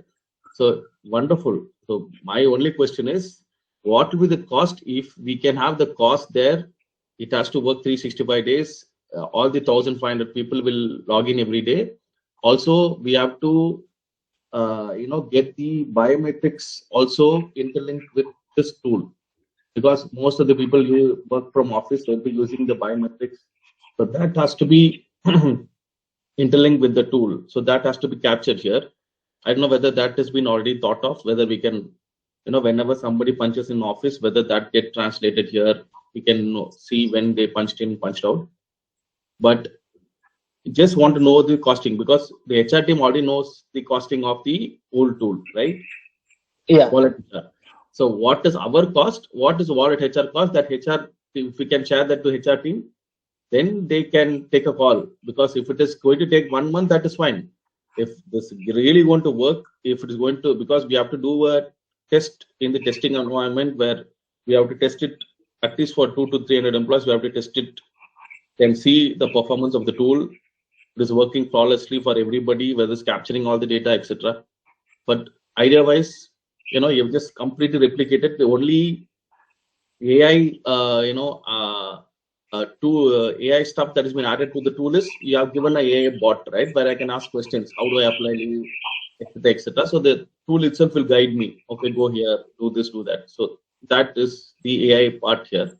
But apart from that, it's just a complete replication of our existing HRMS tool. So if we can get this sorted out, and if we can really submit a demo to the HR team directly saying, this will be the cost, this is what it is, and it will take so much time to migrate the data.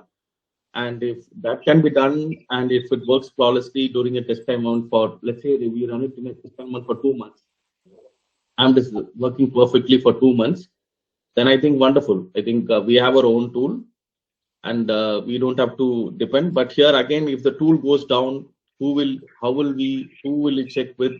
Who will be responsible if the tool goes down? let's say suddenly we are not able to punch in, punch out. So who's the responsible person?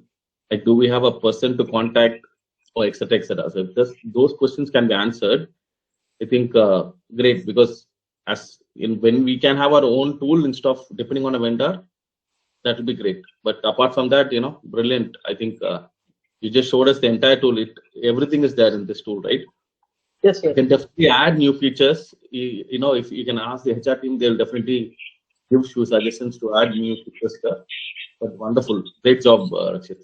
Yes.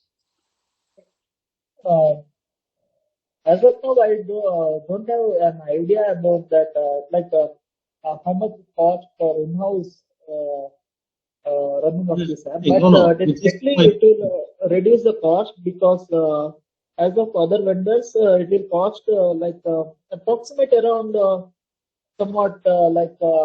around 50 or 60 rupees per No, employee. why we pay so much money to a vendor is because it's a people who are running that particular tool, right? Let's say I'm the vendor and the tool goes down, they can immediately call Mohinder and say, boss, the tool is down. Yeah. Can get it checked and fix it immediately. But here, if it is our own tool, who are we going to question? Who is going to sort out issues if it happens, right? And if it doesn't work for some reason, the tool is not running at all, right? Then what is the secondary solution, alternate solution? If in case this tool doesn't work for 1 week or 2 days or 3 days, some issue, right? Then who is going to be held responsible? What is the secondary solution to, if in case the main server goes wrong or something crashes, right? So that is why we have a vendor as such, where people are there, we can talk to them and they will definitely go in to fix it, and they've been doing it for many years. So I'm just saying, if we are going to replace this with our HRMS tool, we should have answers for all our questions which we are already facing by using the existing tool. So can you yeah, so Mohinder, sorry, you were saying something. Yes, Ashit. Okay, so what I was saying is, see, what Rakshit is trying to say over here is, definitely, like as you mentioned, if it is being, if it is the other service provider, they're definitely going to cost type, because they provide us the service, continued support, and also they'll be having a team behind it and all. But what Rakshit is trying to say is, this will be our own tool or own application, which will be hosted from our own server. So we may have to, like, either there will be a dedicated team who will take care of this. So that way it will be operated in a very lesser cost. Yeah, no, great. You can have the data and publish the data to the HR team. They will know the cost of wallet HR. If you can do a great demo to them directly with the costing part, then great. Overall, fantastic. Great work. Thanks for that. Thanks, so team, I just have one small question. So what is the backend you're using right now? I mean, where does the employee data get stored? You can opt for cloud storage for this. I'm sorry? Cloud storage. Okay, so no, I mean, I understand. So have you integrated to a backend? Say, for example, now I'm going to create one new employee. What will happen right now? So I'm just asking from the technical perspective. I understand that you guys have the UI and all that done. So, but since this is a HRMS tool, I understand it's not very simple to create. Because most of the, you need lots of backend support as well. So the data has to be stored somewhere. Yeah. So right now, have you configured all that, or is it just the UI part that you guys have worked on? It's basically now just a new UI. We have the concept that we integrated some cloud or something like that. We can yeah, you have to deploy it in a cloud, but then we might need some database where you have to store all the Chromate details and all that. You might be able to view it, add a record, delete. All those operations has to be done on some backend. Your UI and everything is nice, I understand that, but you will also have to look into the deployment part. Before deploying, you must have a backend that is integrated with your UI. So you guys must also think through that as well. Yeah, the UI and everything is nice, the idea is nice and all that, but then you might also have to think, because that is where most of the problems also comes. So you must also look into that aspect as well. I think you're doing it with the dummy data right now, right? The Yes, data yes. that you have, everything is dummy data for now. Yes. Okay, so everything is generated by Firebase Studio, all the all the data that you gave. Yes, basically, but mail ID is actually ours. But rest of No, the the idea is yours. I'm just asking, what about the data that you have shown in this demo? You have, Firebase helped you create all that. Is it like that? Yeah. Basically Okay. on purpose. Okay. Got it. Thank you. Yeah, thank you. So any other members have any questions? Uma, do you have anything for the team? No. Okay. Yeah. So any other listeners have anything for the team?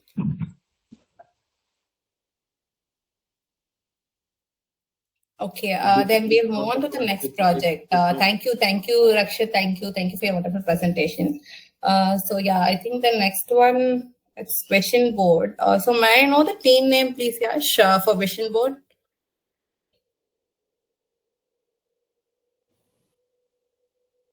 I think it's Zomato Auto Minds. Okay, got it. Yeah, okay. Sure, you guys can go ahead. I'll put the team number in some time. Yeah. Yeah, sure. So I have Nishmita and Nischita from Zomato Auto Minds. So we will be taking this to the vision board.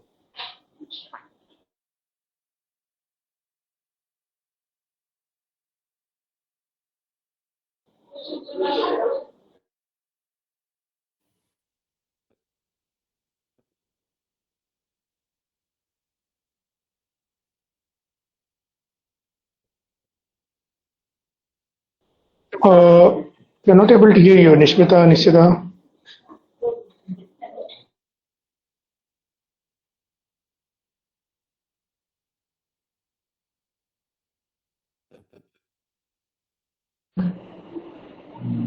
Nischita, are you there? Are you able to hear me? Yes. Okay. Yeah, now I can hear you.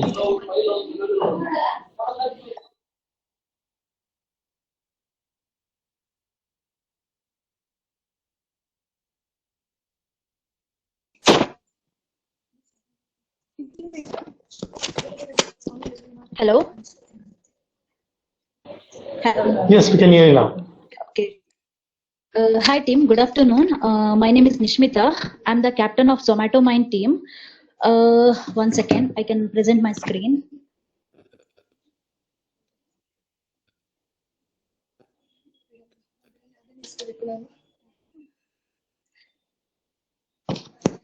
Can you see my screen? Yes, Nishmita, we can. Okay. Nishchita and I worked together in creating this dashboard. We are both currently working as MS executive for the Zomato process. Our core responsibility is managing reports and the data for all LOBs.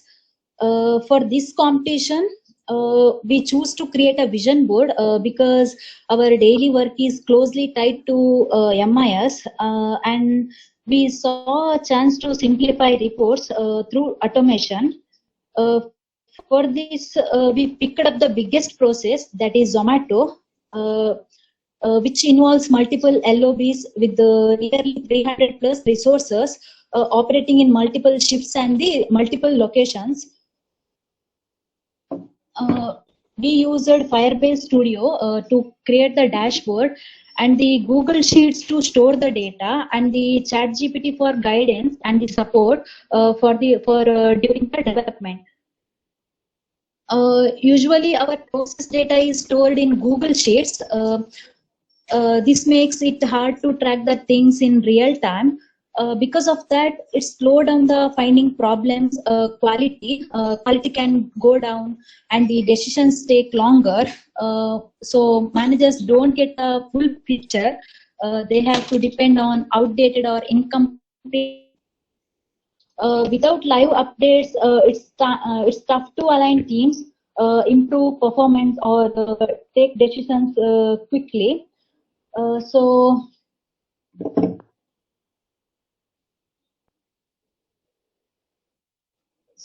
we created an AI-based vision board using Firebase Studio. It brings all the important data like inflow, outflow, TAT, quality trends, and the APT in one dashboard. It's smart, fast, and easy to use. Instead of checking different system, now everything is shown like live in one place. This helps team and managers see exactly what's happening and take actions quickly. So next, Nishchita will explain the tool.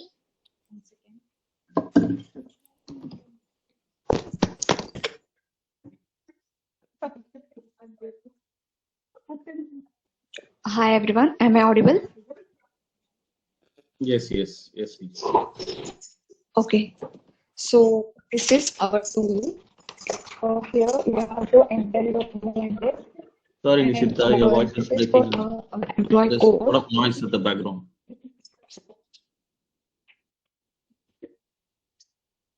Your noise is not clear. So after this, you have to access the vision board.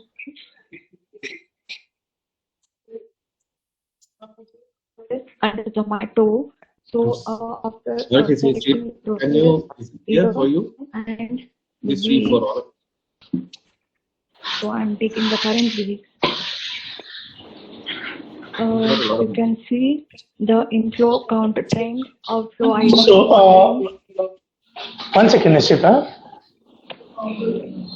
Yashasvi, you are very clear, Yashasvi. Nishita was. Okay.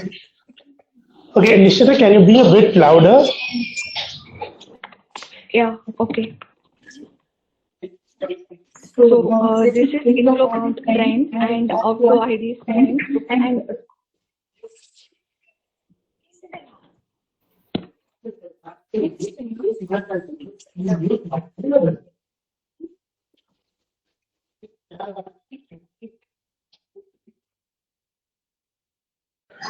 Yeah, Nishita. Sorry, guys, we lost you completely. Nishita, we can't hear you. Okay, even she is not able to hear us. 1 second.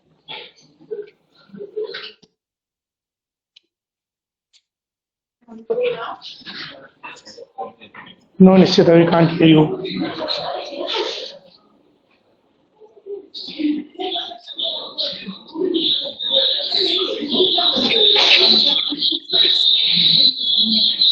Are they at home or at office, Yashasvi? Sorry?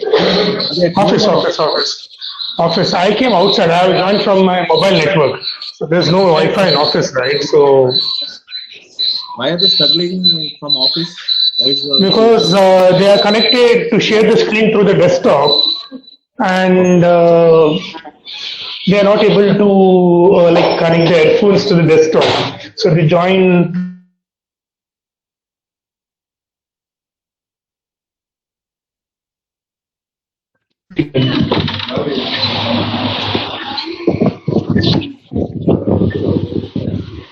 Nishita, are you there?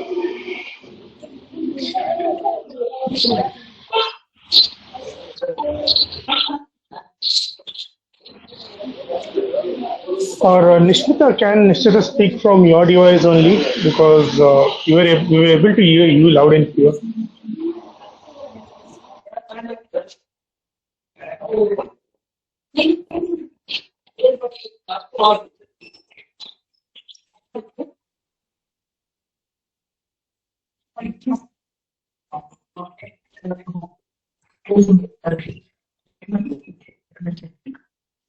Sorry, guys, we are losing you, and also we are running short of time also.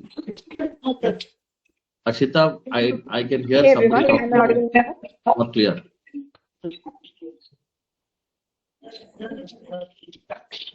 okay, sorry for the inconvenience.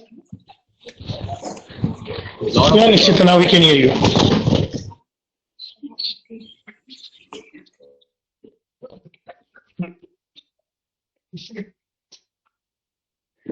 Okay. After selecting the process, year, and week, you can see the trend here. It took out after time process and see portion. So in Google Sheet, if we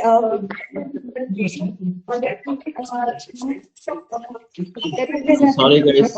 Very sorry. Very say it is not clear, guys. Two people are talking now. I can Nishita, both here talking.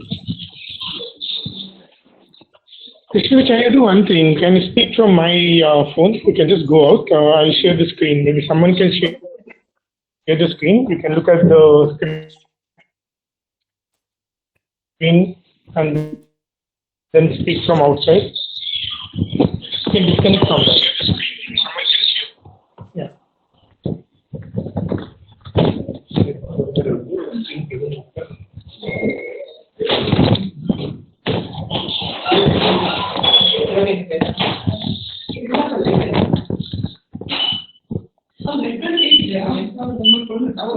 Well, now?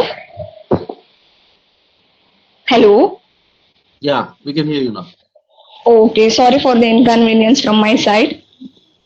Not a problem. So on the screen, you can see inflow count, trend, outflow IDs, and total item processed, error-free percentage, APT, and TAT. In Google Sheet, what happens is, if we open the Google Sheet, there will be lots of numbers. In this, we can see the trends, like it's very attractive and it's very clear how many items is in and how many items we done for the week. So it is very useful for the viewers and TLs and managers. So then you can see performance feedback straight upon there. There what will happen, we have certain targets for every process. Like we have for menu fresh, error free target is 99%. For all the process, we have a 99% target for error free. So if the week if week error free is above 99%, it will show a message. It's if it is 95 or something like that, near to 99, it will show another message like on track, good performance, like that. If it is below the 99%, it will show another message. So below that, you can see TAT, like we have a different target for TAT. For menu fresh, we have 2 hours. Menu rebuild, we have 3 hours. Moderation 1.5 hours, and for OCR we have 45 minutes. So same thing will happen here also. If it cross the target, it will show good, like that. It will show a message for you. If it is less than, you can see red highlight is there. So right next to that, you have SLA. Same thing is here also, but you can see you need improvement, like that. Something, these type of messages will show up here. So get improvement tips. AI will automatically generate on error free and TAT. So on clicking that, you will get a error free message here. So these all things we have done. So basically, Google Sheets is confusing extra. But yes. What is the AI is used? When is AI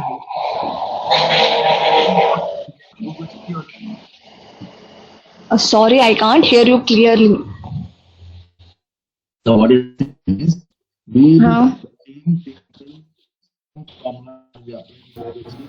Mohinder, your voice is not audible. Mohinder, even I'm not able to hear you. Your voice is also not audible.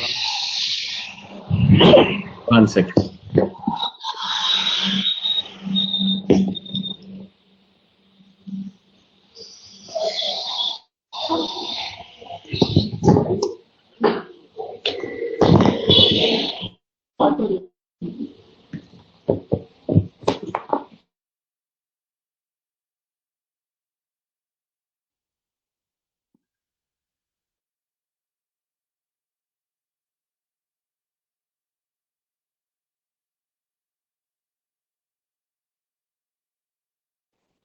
Mohinder, are you there? Am I clear now?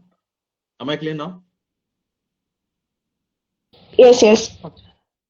Okay, very Vishwambar, clear, you're right? asking something?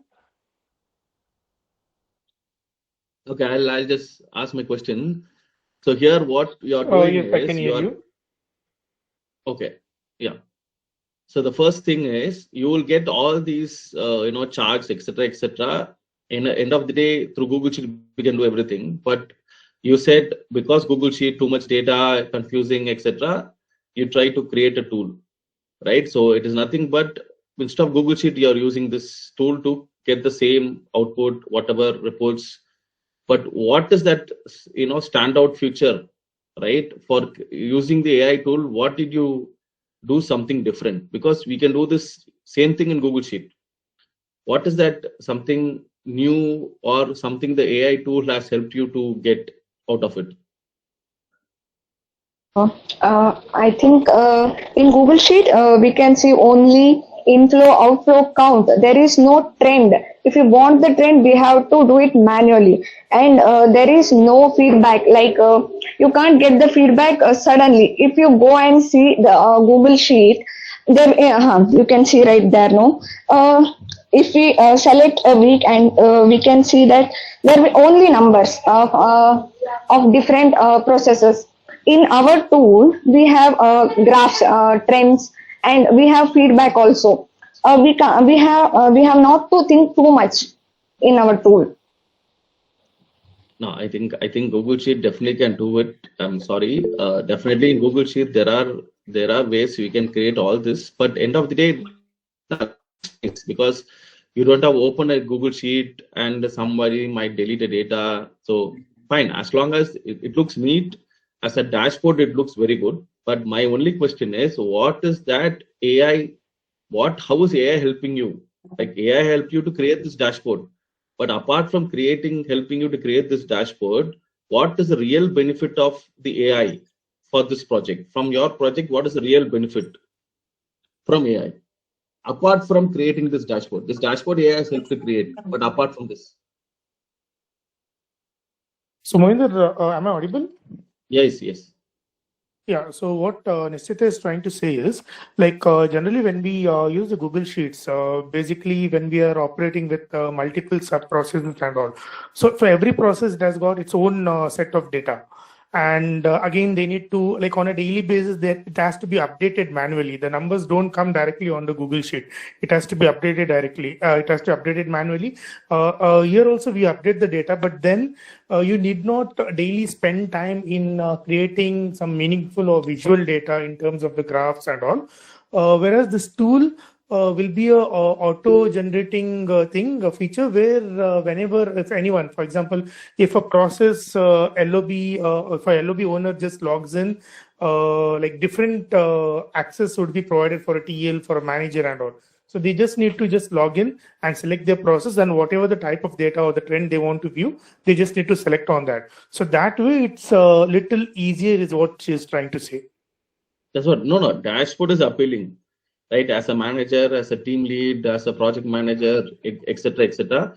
Any stakeholder of the project, they can visually see what is happening, right? What is the inflow, outflow, etc. Right. But what is the real outcome of the AI from this dashboard? Because this dashboard is fantastic, but apart from visually appealing and what I as a manager, I want to just see what is happening, I can see.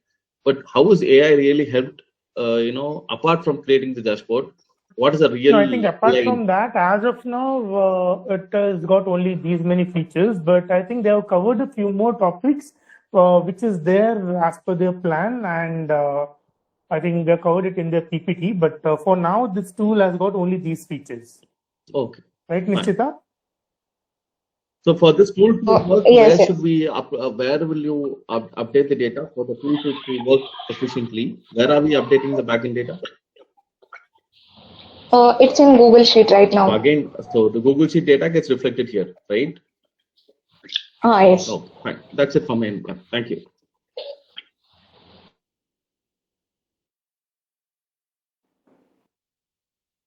Yeah, I think Vishwambar, you have a question. You can go ahead. Yeah, hi. Just one question. So, how this one is differ from the Looker Studio? Because all this chart and everything can be done in Looker Studio or any other visual platforms like Power BI, Spotfire. So, what is the difference? I mean, they're also the same. If you did this one in the Looker Studio, it's very easy. I mean, you don't need to do all these codings. You just need to drag and drop. So, just to addition to what Mohinder said, like, once I get this insight, so what next? I mean, where is AI go? Like, do we need to do something using AI by using this data, or this is the final one, or this is just a stop shop? Yeah, so Nishita, you want to take this question? I didn't get the question. So the question is, what is the difference between the Looker Studio compared to the one which we have developed right now? We can see in traditional dashboard like Power BI or something, we have to manually create graphs there. That means choosing the right chart or deciding what. In Power BI also you can just give a prompt and it will give you the. No. We have to decide now. In x-axis what data will go, in y-axis what data will go. So we have to explain for it. So you mean to say here it is just a one-time thing? So every time you just feed the data and the tool will be showing you the data. We have to write prompt here also, but it will take. There also okay. In Power BI also there is a feature called AI-based videos where you just need to give a prompt same as how you are giving here. So it will go and there is no need to take drag and drop of any field. It will fetch the fields, create the measures, everything. So okay, it's a different. I mean, you can check that feature. The second thing is like once just assume that I'm here. I'm looking at your data. Okay. So from here, what is the AI? I mean, are we giving this as an input to the AI and trying to achieve something, or this is the final? So we don't know about Power BI right now, but we tried in this same thing in Looker. So that is a first question. Yeah, that's the first question. The second question is like that is fine. I get it. I mean, let's skip that question. So so the second question is, I'm seeing your data. It's fine. Is it the final one, or do you use this data of feeding it to AI, trying to get some insight which cannot be done in a traditional. I think we can improve this more, but currently our Google Sheet is not supporting. This Firebase Studio is not reading the other in Google Sheet. What happens is we have to store the data in different sheets, right? So currently this thing is not taking down another sheet's data. It's reading only one data right here. If we try we can try much better using this. Currently, we can't do that. So we tried, but we didn't get that. Let's forget about Looker Studio, forget about Firebase, Google Sheet, everything. So by just assume this is the data, and what is your vision with this data, and what you want to achieve by using this data? You mean what is my view on this data, so can you or on my vision board? Yeah, I'll take that question, Nishita. So can you just share the dashboard? Yeah, so in this dashboard, so can you just show the sub-process selection? So Vishwambar, right now, this is the TL axis. So when I go to the sub-process selection, okay, so here I can select any, and this, the numbers, whatever is being reflected right now, it is the actual data. So if I want to look at my last 4 weeks trend, last 4-week inflow trend for moderation, can I select moderation? Yeah, and the last 4-week trend until week 34. Yeah, correct. Okay, so we have the okay, so I get to know the outflow IDs in moderation. That is, my outflow has increased from 36,000 to 41,000. So where we can see there is a upward trend. And this helps me to forecast how my further rostering has to be in the case of moderation. because Get it. moderation is something where we don't have a forecast. Even our client doesn't know how it will be, how the inflow would be. It is basically dependent on the festivals or events or maybe some other activities happening around the globe. So based on that, the inflow will vary. So this will help me to decide how many people I need to roster, how many people I need to have it on what time of the day and all. So this data would be, I think maybe You can Nishchita, you can just show me OCR inflow, OCR inflow trend. just let's one point here. So whether have you ever planned like, okay, by using my previous trend, using any AI tool, like I will say that what was influenced to change my trend. So if something similar thing is occurring, like for example festivals and every other thing, so you can plan by looking at the data, past data, you can plan. So okay, in next month, next 3 months, there will be a chance of increase in my volume. So have you ever planned that one? Sorry, I didn't get your question, Vishwambar. Okay, just look at your last 1 year data, 2 year data. So there is a surge, there is a low volume, right? No, that won't be the same. That differs. So, for example, in the Have you ever case of tried? Zomato, we have the 7 years data.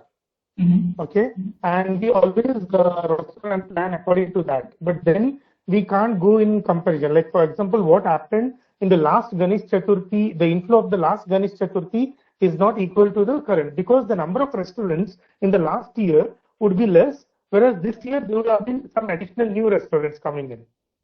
Maybe last year Zomato would not be present in certain geographies, certain parts of India, but this year they would have expanded to some new parts of India. That is the point. I mean, that was the point. Like, have you ever tried to? Yeah, so that we are already comparing. But here, the benefit over here for me is like I need not wait for any MIS person or someone to get me the data. I just need to log in. So as on when the data is being updated on a real-time basis, on a daily basis, I can just operate by making certain selections, maybe daily or weekly or monthly, and get the data. So that's an idea behind this.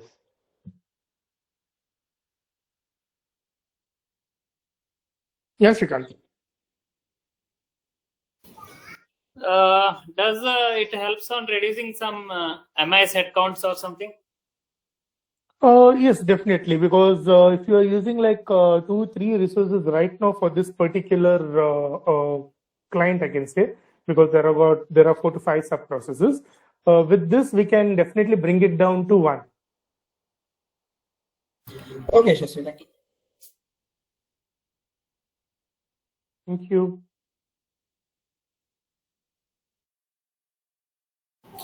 I think Nishchita, you can just go to the next part. Yeah, Nandishri, you're saying something? Oh, you're not done with it? So I think they had their last 1 or 2 slides, I believe. The last slide. Okay. Nishchita? Okay. Can you just present the PPT? So here we plan to add an AI feature that can automatically detect unusual changes like data or something sudden spikes or drops.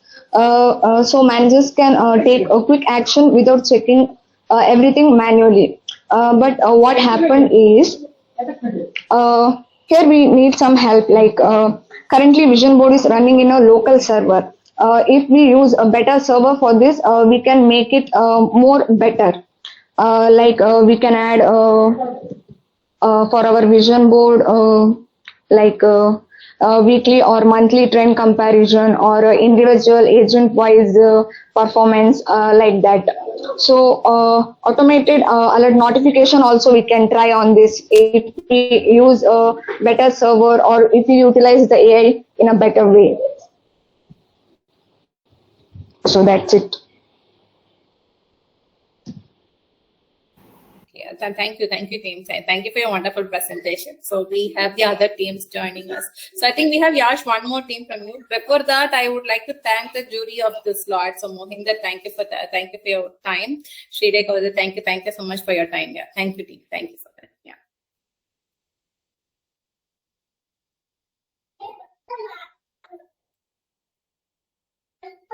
Okay, so now I think we can go to the next session. Yash, the other one is also your team, right?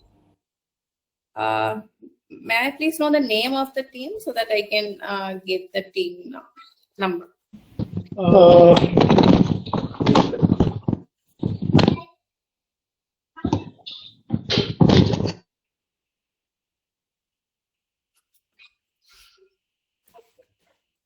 Is it Innovator Crew? Initially, am I audible? Yeah, is it Innovator Crew? Yes, Hello, it's Yash. Innovators Crew. Yeah, okay, got it. Yeah, you can go It's ahead. Innovators Crew. Okay, so one thing, Angusha, I forgot to update. Namrata was supposed to present for this, but due to some emergency, she is not available. So Nikhil will be presenting on behalf of her. No problem, no problem. Anybody from the team can do it, yeah. So, and also team, we have 3 teams in this session. So yeah, try to, complete it quickly. Yeah. Sure. We'll also welcome the juries for this session. So we have Rajan sir with us. We have Mohan with us who have consented to, help us judge this session. Thank you so much, everyone. Yeah. What is the name of the team? Innovators Crew. I'll put the team number in the chat. It's Innovators Crew. But the 3:30, 4:30 slot has a different number because there's no Innovators. Yes, sir. So they're all the same team. So they wanted to go in the previous. Now you have T011, T010, T009. Yes, sir. So this person was not available. So they have scrapped it, is it? So T062 is it? Innovators. Yes, sir. Yes, sir. Yes. 3062. Yes. Instead of which are the numbers? It's T062. The other 2 are the same ones. So CBH T010 and 009. Other 2 are the same teams. You have mentioned three in the list. 3 teams. Yes, sir. Yes. Instead of T011, it is T062. Yes, sir. Yes, sir. All right. Sure. Please go ahead. Yash, you can go ahead. Your team can go ahead with the presentation. Yeah. So yeah, Nikhil will be sharing his screen. Okay. Hi everyone. Hi Nikhil. Okay. Our website name is like GMAX 360, and it's a platform for tracking people's performance scores and monthly performance scores. Likewise, it will show the current tracking sharing DMAX scores completely depends on team leads. Like it will depends more manual work. So employees cannot access their performance in real time. So to tackle these issues and also when employee wants old data like 4 months ago or 5 months ago data, they can direct. They are unable to get it on real time. So to tackle these issues, we have created a website saying DMAX 360,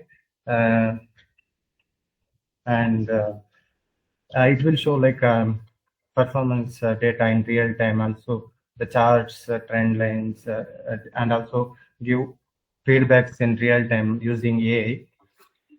So now I'm going to show like how it works.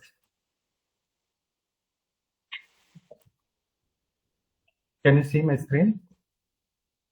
Yes, Nikhil. Okay. This is our backend sheet. This is a normal DMAX where we'll update the DMAX scores of the employees. Here we can see the production, target, actual, and quality, attendance, and detached scores, etc.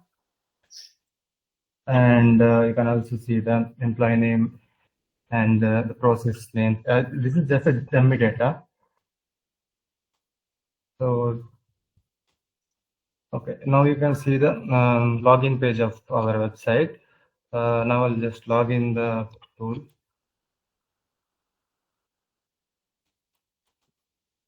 I'll copy the employee name here, employee code, and then I will copy the password.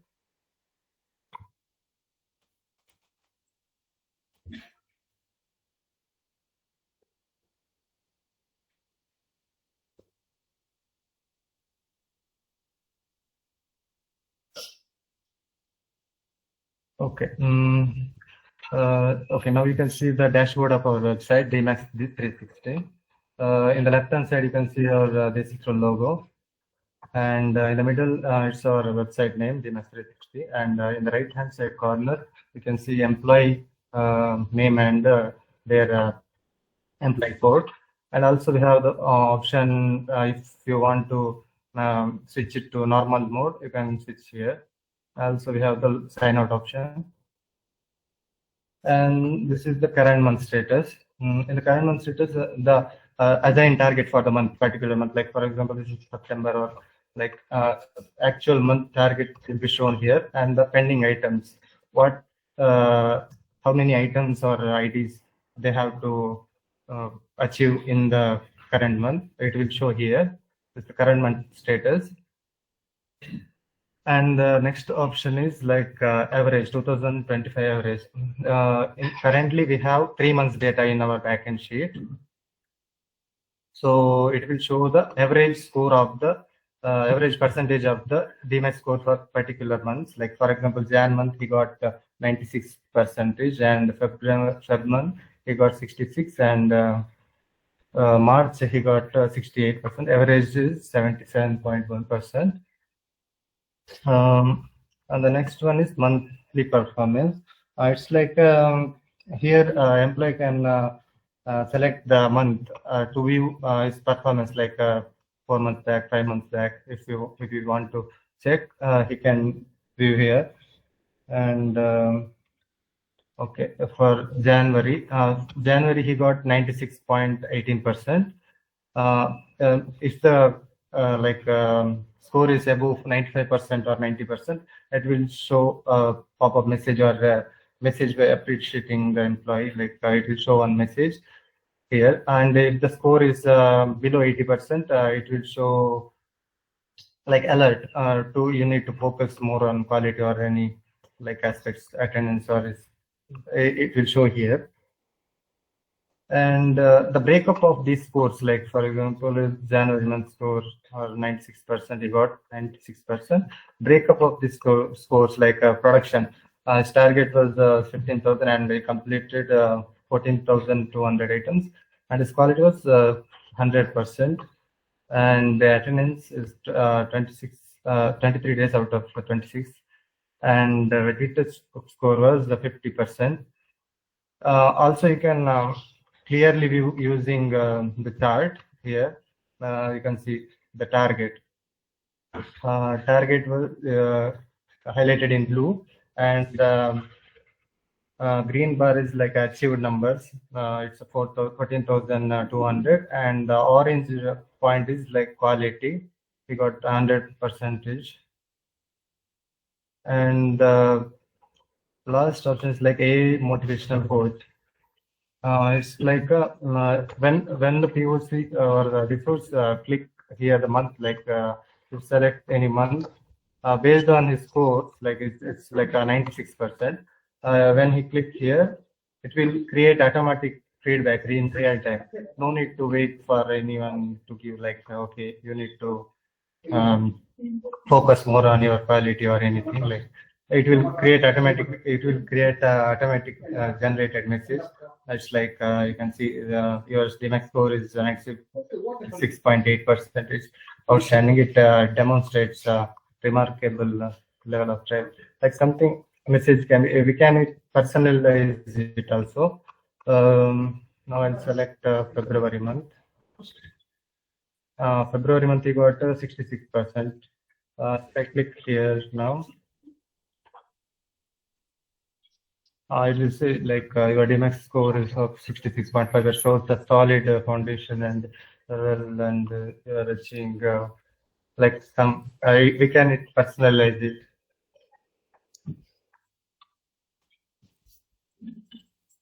And the final option is like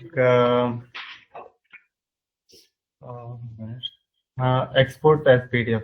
If anyone want to download the report of this score for the particular month, we can select the month, and you can just click here, export as PDF.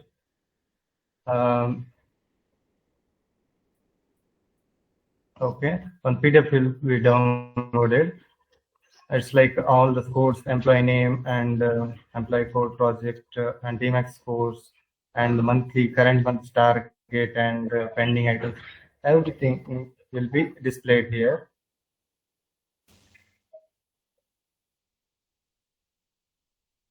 Also, all months, like every month, DMAX score is also separately visible at the end. Okay, that's it from my end. Nikhil, thank you so much for the presentation. It is very heartening to note in terms of the kind of effort that has gone into developing this DMAX 360. Now, you know the pain points with respect to how we maintain in an Excel sheet. Now, when you're having this tool in place, what are the tools that was used to develop this DMAX 360? That does not come out in your presentation. Yeah, actually, we have used like for the prompt purpose, we have used Gemini and ChatGPT, and also to develop or build the tool, we have used Firebase Studio. Okay, so ChatGPT and Firebase Studio. Yeah. Okay. And normally in a DMAX, it is target, achievement, and balance, right? That's how it works. There's a target, there's an achievement, there is a balance to be achieved. Yeah. Right? Yeah. And you're calculating basis this. Of course, you just need to add a tab there. That's it. A data point needs to be added. Your balance is coming up, pending is coming up, which means around close to 11,000 has been achieved in this, 10,000 plus. Yes, right? Yeah. So that is one. And in terms of how many years data can be stored? Yeah, we can add up to 3-4 years of data. Where is the data residing? Data, we can paste the data here, like normal. Where is the data currently residing? In this DMAX 360, where is it residing? Where is the backbone for DMAX? Yeah, backend data is on Google Sheet. Acha, Google Sheet is the. So currently also we are following, except the UI that you have developed, which you saw as the DMAX 360. Everything the base data is from the Google Sheet only. Yes. Right. Yes.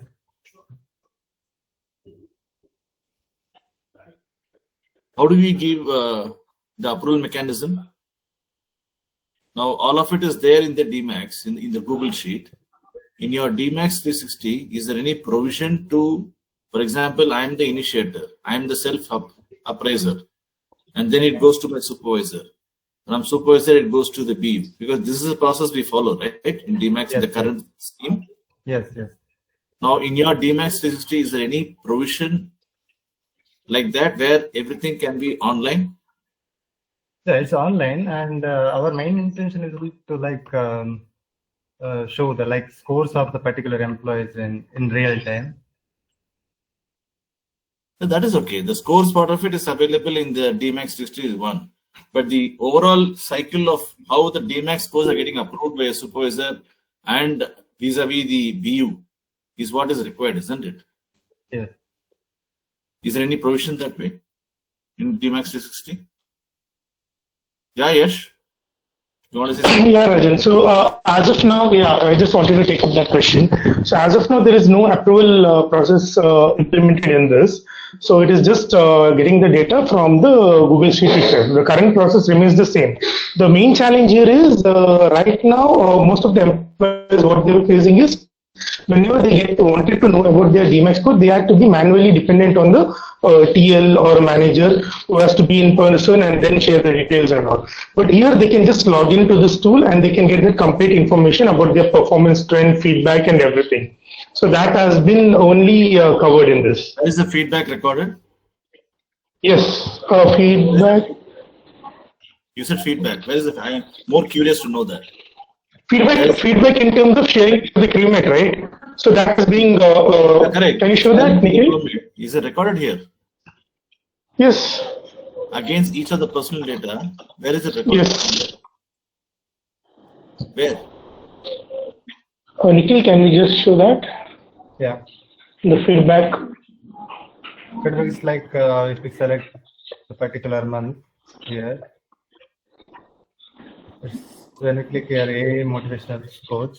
No, AA is giving the feedback. I'm not asking about that. That is the. I'm asking about the real supervisor. AA is not the real supervisor. That feedback, as of now, we are not captured in the backend. But if that is captured in the backend, then that will be displayed in the below that AI motivational speech only. It will be displayed there in a similar pattern. That is important. That has not been added. That is not. We took the actual data of the previous month, so we didn't have that feedback column in it. So that has not been included. Sure. Hey, Mohan, you can go ahead. Yes, sir. So regarding using that spreadsheet, right? So we have a limited, cells. There is a maximum limit of cells is there. So while we are using that spreadsheet, I think 10 million cells only allowed to store the data. So suppose we are using 1,400 people data in a month, I mean per day or month, right? So definitely there is a chance to, couple of months or 4 months, 5 months data only we can store. Mohan, sorry, your voice is not audible. Can you hear me now? Hello? Hello? Yeah, we are able to hear Mohan. Please go ahead. Yeah. So my question is, while we are using the Google spreadsheet, so there is a certain limit to store the data. For example, 10 million cells.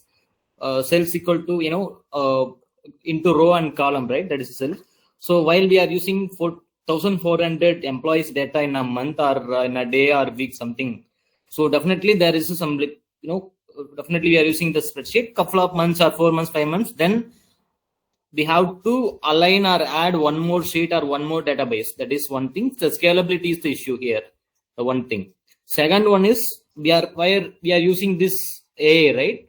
So is there any prediction? For example, some particular employee continuously scored less than 60% or 70% or in a quarter. Is there any recommendation pop up or sent to the employee or reporting manager? This particular user continuously scored less than 70%. You can recommend to PIP or any alert goes to HR or reporting manager. That kind of a prediction or recommendation is implemented or included this application.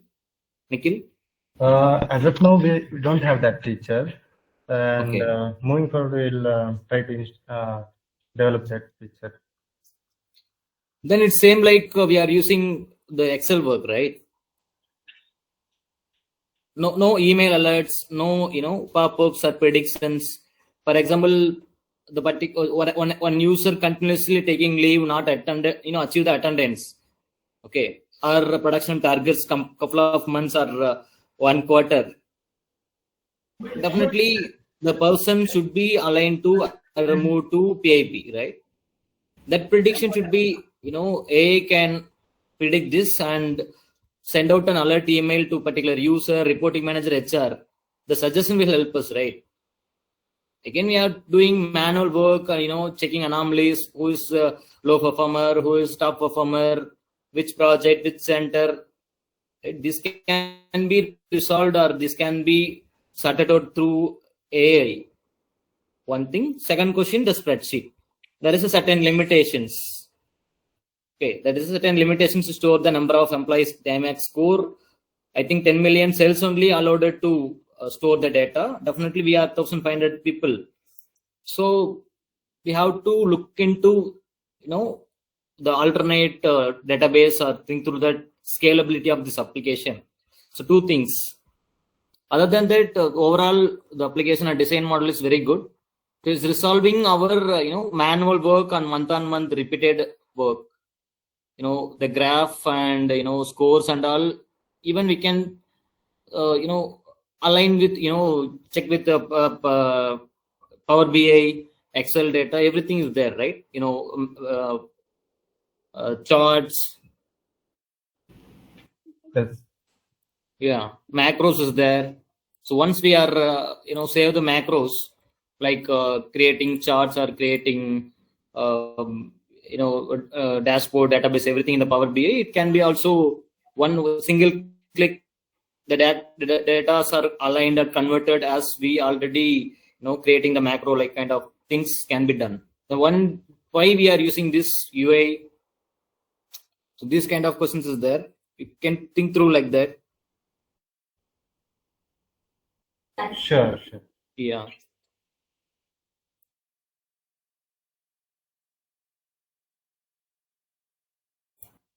Yes, so that's it from my end. So yeah, thank you, Mohan, thank you, Yes, Rajan sir. So I have just one question. So right now, maybe this is nice there where you present the DMAX and all that. But can we also send automatic email at the end of a month or the report that you guys have for download?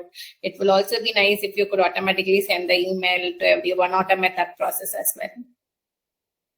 Sure, we'll take a note of it and we'll try to implement it. Sure. Yeah, sure. So I don't have anything from my end. So anybody else have any questions? Yeah, I think Rajan sir, he'll be right back.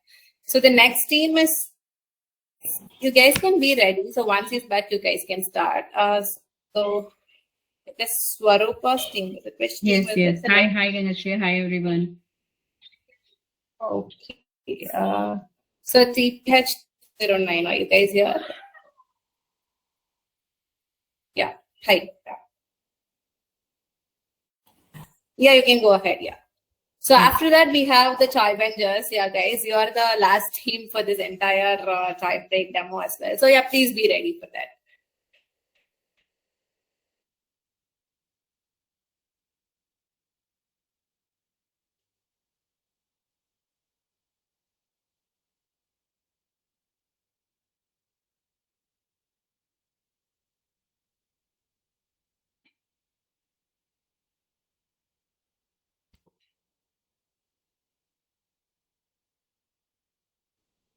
Yes. Yeah. So we are giving solution for the day-to-day activities we are having. So whenever we are logging in our HRMS system, we are doing everything right in HRMS system. So why not the hybrid attendance also? Like when I was interacting with the team members, so they are telling like HR are doing manually the hybrid attendance. So we are thinking about the hybrid attendance as well as we are getting, sometimes if our reporting manager miss in the Excel sheet, the DMAX score. So in team also, we are sharing the DMAX score to our team members manually only. We are sending the email and describe about the how the score is coming. So instead of that doing manually, we are thinking some automated way. So here are our team like Aman, Bala, and Soumya Priti. So yeah. So the challenges in the existing HRMS, we have some, but we are focusing on the hybrid framework and the DMAX score, as we are feeling a void in these two particular the functionalities. So if you see here, like people are working both work from home and work from office, and we are thinking like that sometimes people. So for Chennai team, Tuesday, Wednesday, Thursday are the work from office. But for some reason, we don't want to go office, and for health reason or some other reason. So if this can be automated, and by some way we are having, when we log in, we want to log in as a work from office today, whether we want to work from in a hybrid framework. So we added all this functionality to our tool so that during login itself, every employee can show that whether today he or she wants to work from home or office. So in the DMAX integration, we are scoring, like the reporting manager can log in and share the details. Like we have the manager employee dashboard integrated and displaying those last 3 months performance data, like how they are performing according to the DMAX score. So if there is any mismatch data, so we are putting a pop-up message, the warning message that the people are getting. So yeah. So these are the few core innovation ideas we have, like the smart hybrid attendance and the cross dashboard performance integration and the TMAX real-time sync and all the data management historical, like last TMAX score and current TMAX score, and the request management we have in the team, and team analytics and role-based assess.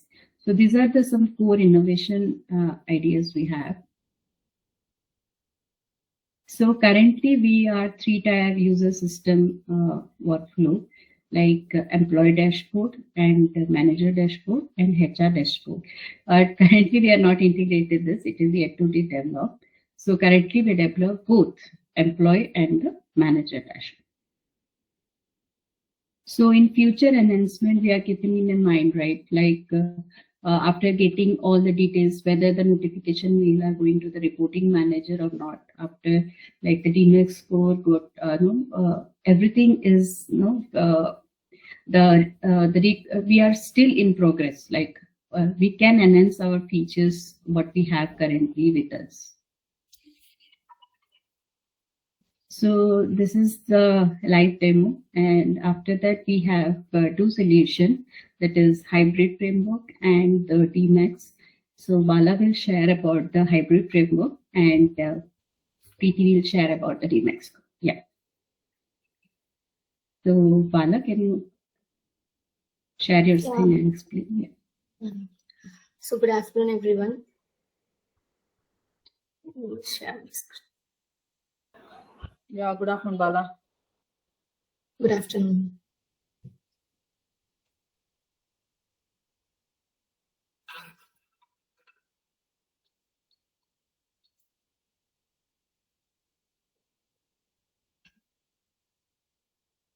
Actually, first we will start by our profile updation, because our main project, our main goal is to give the solution for the hybrid mode attendance system. We know that in Chennai office, we are doing hybrid mode attendance. So we concern that, so we address that problem, we are creating the solution. So as an employee, now I will log in as an employee. So I have to provide my name and my email ID and employee code, and have to select my role, because there will be of 3 roles I given, like employee, manager, and HR. So I will log in as an employee. If I am an employee, I have to choose my reporting manager. Then that reporting manager will be updated as an employee dashboard. So if my reporting manager is Surupa, I will choose, and I will click my profile. So the profile will get saved, and my details or get stored here, like my employee code and my name. Here is the main solution we are giving for the hybrid mode attendance, like selecting the work mode. Here it is showing work from office, work from home, and punch-in status. For example, in Chennai, we are following Tuesday, Wednesday, Thursday for the work from office. Other remaining 3 days, we are doing work from home. For example, today is work from home as for Friday. So it is showing recommendation in work from home. So automatically we giving punching. What today I have to do work from home, but I choose work from office, and punching means it has to show one warning mode mismatch, because today is work from home mode, but I have to do work from office means definitely it has to show one warning message. So it is by default all the details will get updated. I have to give some of the reason, like I choose personal reason, and I will submit my request means my request gets submitted, and the request status will shown here, like mode change and what are the comment I will given in the request, and the date and request now is pending. Actually, this request also has to be shown in the manager dashboard also, and the attendance status also shown in our employee dashboard, like the date and mode of work, what mode of work I have used, and my punch out time and status. And we can easily able to track the employee who is doing work from home and work from office. For manager also, it will easy to track their employees who is reporting to them, if they have to see the employee, like for me, they have to see Bala's status, attendance status today, means they can able to go and see the status of the attendance. So it will store the main solution we are giving for the hybrid mode attendance system.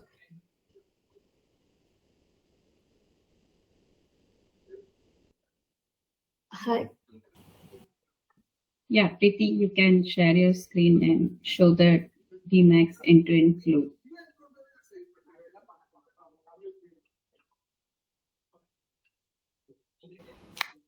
Good afternoon, we're all present here. Let me share my screen.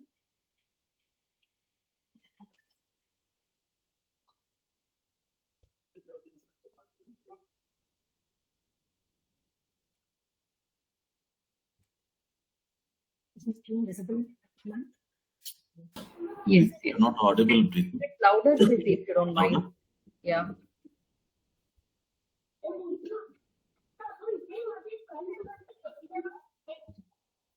Am I audible now? Sir? Yes. Thanks. Yeah. Right. So, in most HRMS systems, employees don't have immediate visibility into their performance access and performance scores and all. So we solved this particular issue with a DMAX integration thing with a transparent and monthly scoring system between managers and employees dashboard. So now I have logged into the employee dashboard. So as soon as we logged into the employee credential, we'll have this dashboard as Bala explained the features and all. So here we have this My DMAX score tab. So here the latest score, which has been updated by the respective employee's manager, will be displayed with the month. And we have this view history link in which for now we have integrated the latest 3 months, the score of the latest 3 months data. So in later we'll integrate the entire data. So as of now, we have just integrated the latest 3 months scores. So here, the display of the month, the score, and the project name that the respective employee is working on, and the updated date by the manager, these things will be displayed here. And yeah, so let me explain and then I'll show you the demo. On the manager dashboard, when the manager selects an employee and enters the employee's respective data and enters the monthly performance score, it will be saved in the system. So once the respective employee logs into his or her credential, the most recent score will be displayed on the dashboard itself. When the employee clicks on it, the latest 3 month scores will be displayed here. And so, yeah, so let me show you a quick demo.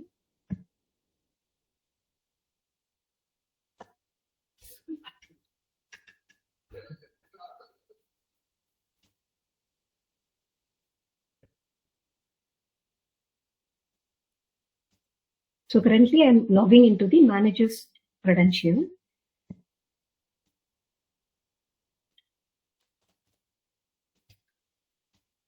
I have selected role as a manager. I'm just logging in. So in the manager dashboard, we have this DMAX update scores tab. So if we click on it, this kind of a page, the team members of that particular manager will be displayed. So if this particular manager is having like 5 employees, so those 5 employees, list of 5 employees will be displayed with the latest updated scores and all. So for now, August 2025 has been selected. So if we want to update scores for July, the current month July is, we would have selected this. So current month is August 25. So I would like to update the DMAX score. So for the employee 1, so I'm just updating 91 and employee 2, 92, and for the third employee 93, and the fourth employee 94, and the fifth employee 95. Actually, these things are like pre-saved because the previous because of the previous update, DMAX score update. So we can edit all the employee names and employee code, the respective projects they are working on, and the status as well. So once we update the scores, we can save it by sending all scores button functionality. So we'll have this pop up like scores sent. DMAX score for August 2025 have been successfully sent. So Once we perform this action, once manager sent the scores, we can validate them by logging into the employee's dashboard. So let me log into the employee dashboard. For employee 1, we had given score like 91, and for 2, 92. So I'd like to log in the employee 2.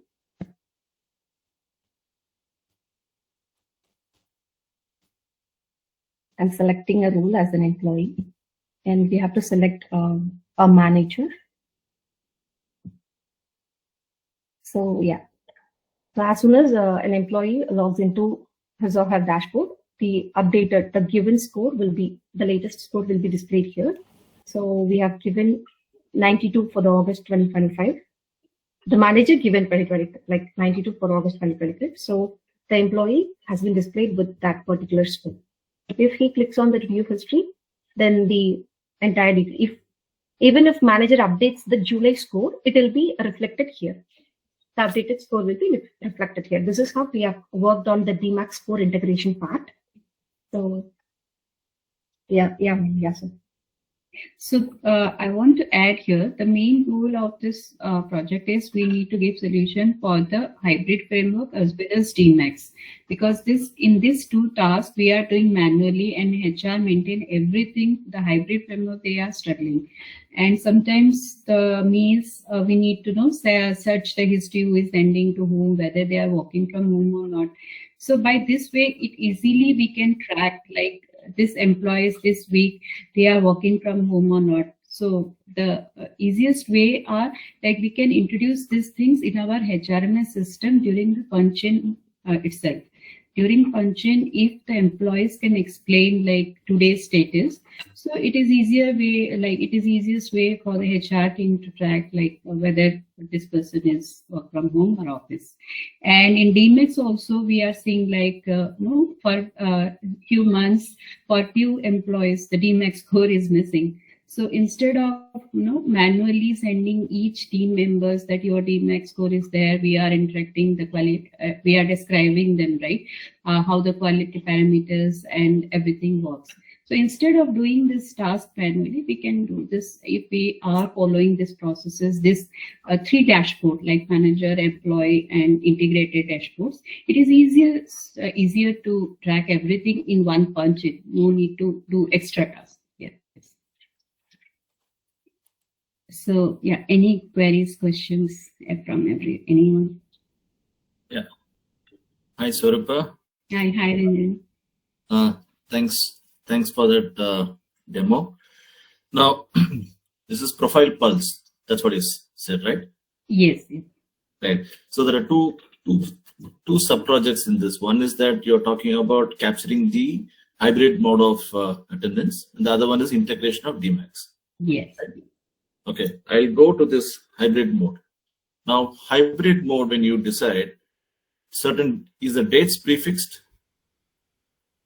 Yes, like when you punch in Ranjan. So Bala, can you share the screen for the hybrid framework? Yeah, okay.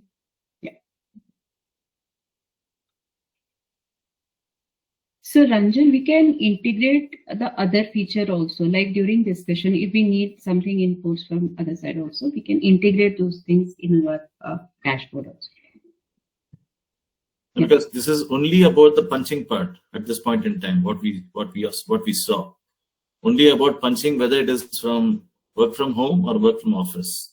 Yeah, it is good when we punch in, then during that time if we inform our reporting manager that I am working from home or office, it will be great. From the starting of the day, we got idea, right, in our team who are working from home office. Yeah. No, when you have 2 tabs, work from office or work from home, now it says that they have entered wrongly for work from office because work from home is recommended, which means we presume that it is predefined. For that particular date. Yes. It is based on the Chennai location, we integrated. Yeah.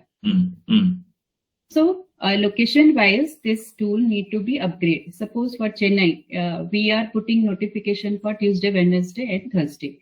If it is Kap location, then we need to put the notification in the backend tool that for this suppose in Wednesday is working from office, but for some reason I'm changing the mode of work, then it will show you a notification. No, it will recommend you today is the work from office.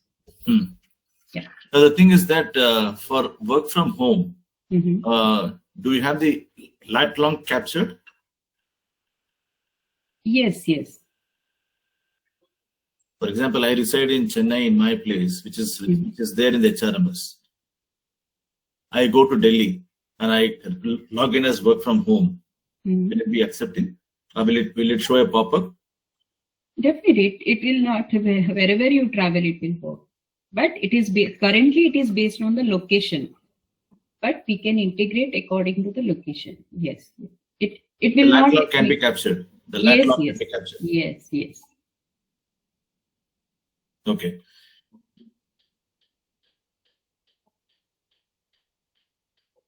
But since it is only work from home, only about hybrid model of attendance punching, any other details which we are currently capturing in HRMS is integrated in this, or you say that it can be done? It can be done. It can be done. As of now, you only demonstrated saying that a system like this is possible to capture hybrid model of attendance. That's what I say. Yes. All right. Okay. I will take it as, I will park it at this point in time because there are a lot of other works that is needed in terms of integrating so many other factors in HRMS. But nevertheless, there is a system where you're talking about lat long can be captured, dates can be predefined, and it can also go to the respective supervisors if there is a deviation from the crewmate. Yes. These are three things that you're capturing, right? Yes, Ranjan. Yeah. Okay, fine. Yes. Now coming back to the DMAX integration. Okay. Now, DMAX integration is talking about currently how does it happen? I as a self-appraiser fills the data, it goes to my supervisor, and it goes to the reviewer, and then it goes to the person who's the custodian of DMAX. Right? Yes. So what happens? Yes. Yeah, please continue. Yeah. Pata, please tell me. So Rajan, the tree structure happened like Bala is reporting to me and I am reporting to Deepak. So after the discussion, manually the discussion should be happen. After that, we are sending the DMAX score manually to each team members, right? That could be avoided here because once we share the DMAX score with our team members, Bala can log in and see her score. Not only this month, she can see the history of the all months. Like currently we are integrated for 3 months, but it can increase to 6 or if it is required for more months. Now all this, what is the backend? Google Sheet. So where the data is getting fetched. So Bala is stored in the local storage itself, sir, using Gemini and Firebase. By default, using Supabase database.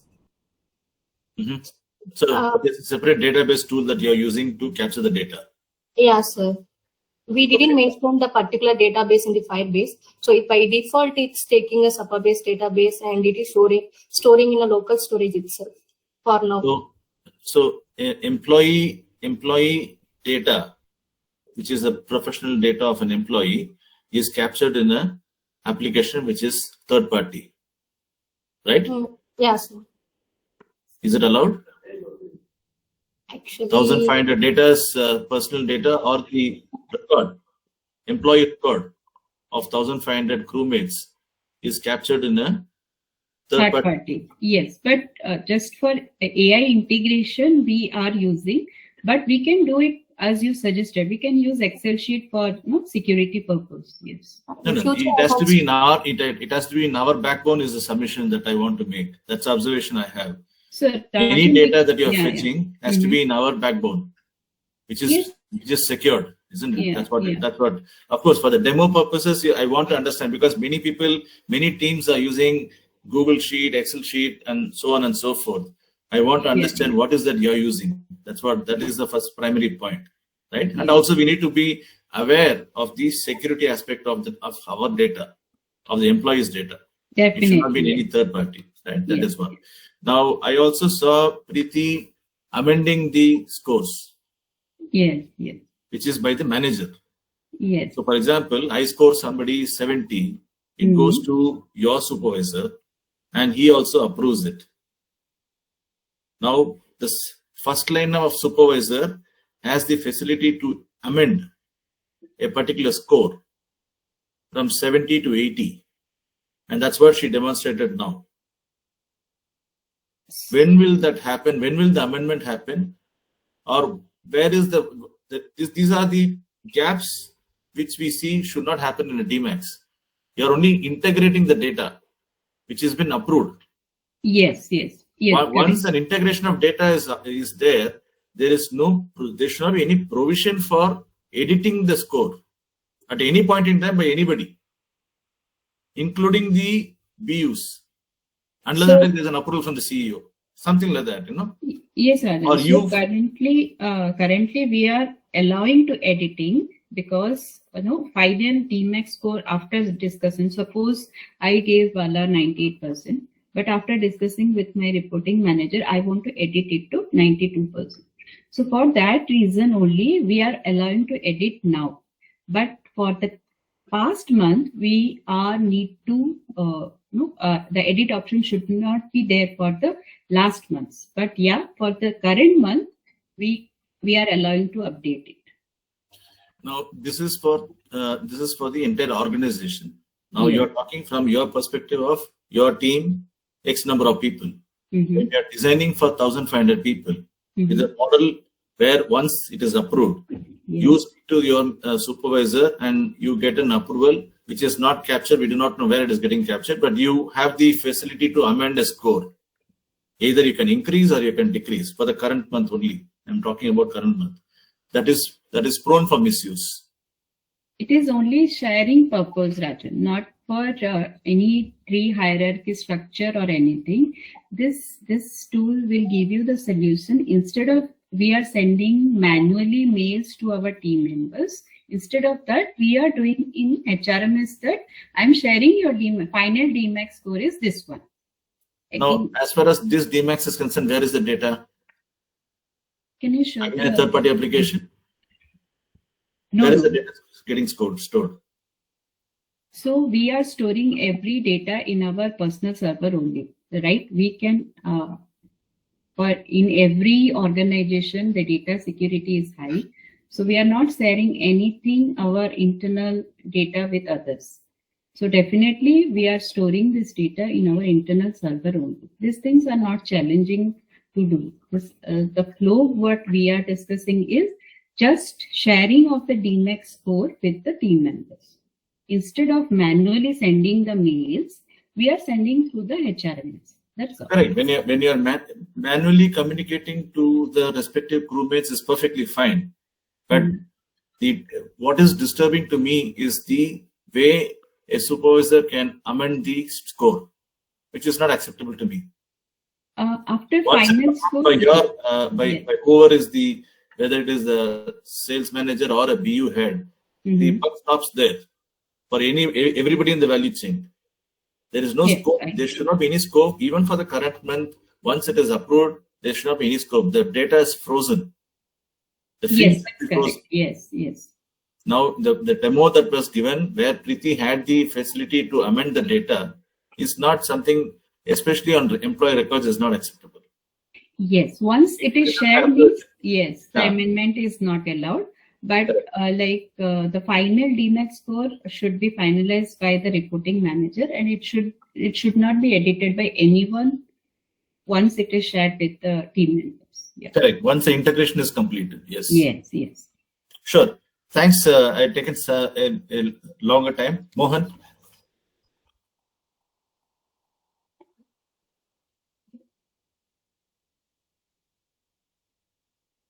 Anybody else? Mohan, you're there. Anybody else? Any questions? Okay, Rajan sir. Swarupa, just to understand, the score, what you're updating, right? Can you just see the sheet alone? I have just one question over there. So Shilika, the editing option we are currently allowed because once it is shared with the team members, the edit option is not visible. So as a reporting manager, my dashboard is visible to me to edit. But once I share the DMAX score to the team members, I can't update it. No. I'm not, my question was not that, but here you can only update the total DMAX score, right? Only Yes. the final total score, but Yes. you can't update the scales here because for each designation or each process, the scales are different, right? Measuring scales are different. Yes. So Yes. that is not there in this, right? Yes, currently it is not there. It is in progress, but we can integrate as much as parameter we want to add here. Suppose for DMAX counting, we are adding right quality initiative parameters. Yeah. And so we can integrate those parameters here. But Okay. Rajan asked the question like why you are giving the editing option. So I'm at that point I was telling him that editing option, once it is finalized, the editing option will not be visible to anyone. Like reporting manager also can't edit it because it is shared with the team members. This is final score. The solution is here, like Bala can log in and she can see her DMAX score not only for this month, she can see her DMAX score last 2 months. Currently, we are integrated for 3 months, but we can increase to 6 months also. Now, what happened? We are manually sharing with emails. Your DMAX score is like this way. For some reason, we need the DMAX score last 6 months for few employees, right? For few reasons. Yeah, understood. We are searching in email, where is the DMAX score, everything. So by this way, the reporting manager, it is easier for reporting manager as well as all the team members can see their DMAX score. Yeah. Thanks, Swarupa. Yeah. Thank you. Any questions? Mohan? Gangashri? Okay, we don't have any questions, I think. Thanks, Swarupa. Thank you. Thank you. Thank you all. Yeah. There's also a thumbs up from Sleep. Thanks, Sleep. So we have next team here. Are you ready, team? Yes, Gangash. Yes, Okay. yes, Srilekha. Yeah. All the best.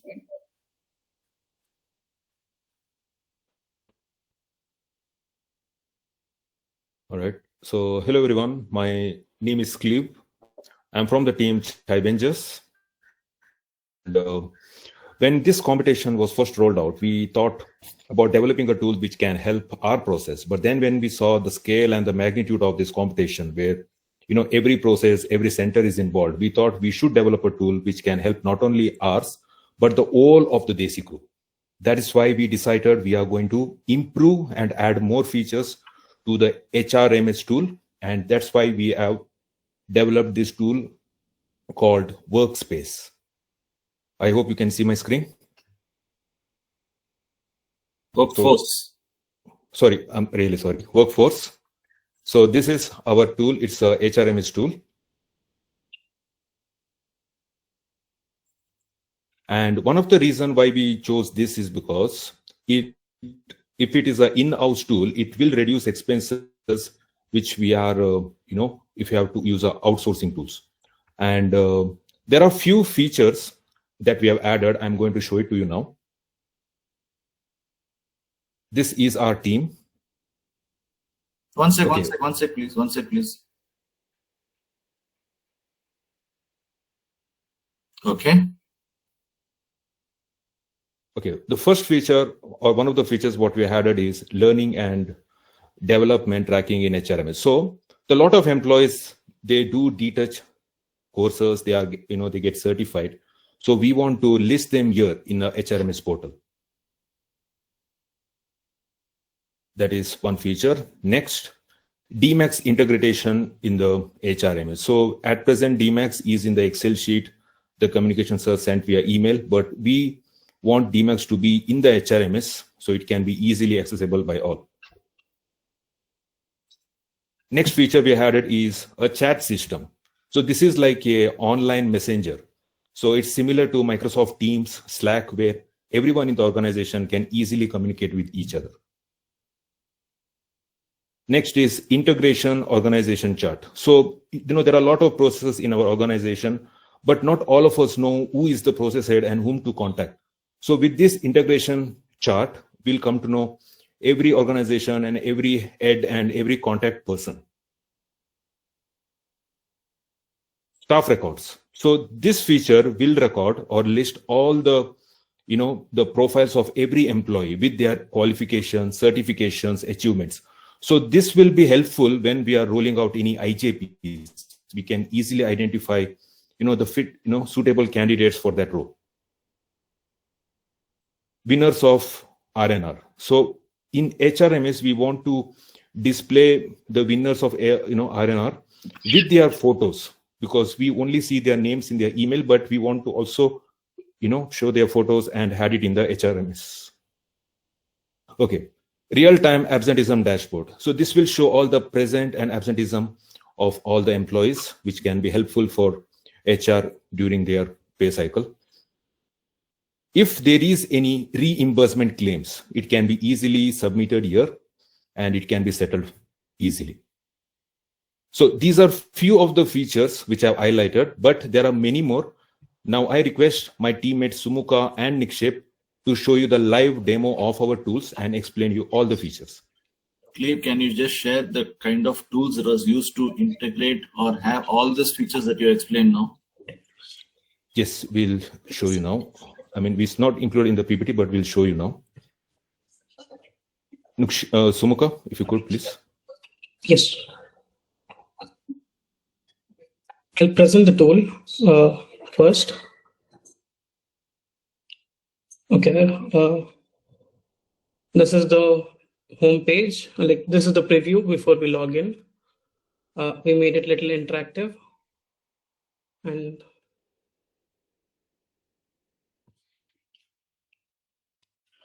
yes, when we log in, this is the home screen. The basic function of HRMS tool, first we need is punch in and punch out. The moment we punch in, there is no way, if we refresh, we cannot punch in again. It is fixed. And once it is punched out for a day, again, until tomorrow, there will be no option for the agent or anybody to punch in. That is one thing. This is our calendar. Like when, at what time the agent punched in, punched out, and if there was any missed punch out or if the agent was absent, we can get a clear picture in here. And L&D tracking is in our profile, where we scroll all the way down. We have learning and certifications. We can add a course, like what is the course title? Was it a detached course, or is it something we like the agent or anybody did it outsource the course, something like that? We can add it over here, and they can update the status if it is learning completed. And sometimes we just complete the course, will not get the certification. Once they're certified, they can update the status as certified. This is learning and development tracking thing. And then the DMAX. Right now, this is the UI part. We have not we don't have any backend for this. So here we did not have backend part, since few weightage will be different for every teams. So this was one example. Like production, quality, soft skill, ACD, attendance, and KRA. We can have it. We can check for every month. Any agent can go and have a check. And then this is staff records, where we can search through filters. For example, like department, as per the process. When we go on Presto, it will show the users of Presto team and roles like admin or the user roles, and designation like intern, senior crewmate, junior crewmate. We can list it we can separate them in that way. And here is the skill. Like, for example, if anybody want a person for a certain skill, like customer,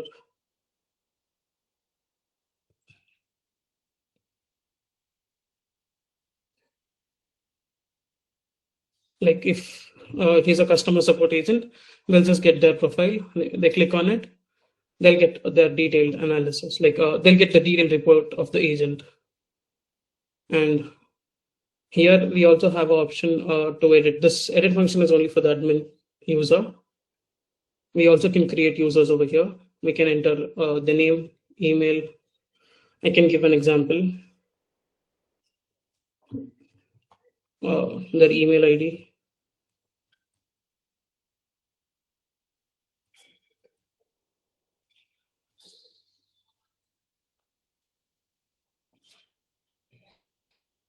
We can set up the password for the before they reset their password. We can set the password initially. Employee code. Then it's user, like if it will be an admin account or a user account. Right now I'll keep it to user. I'll create a user.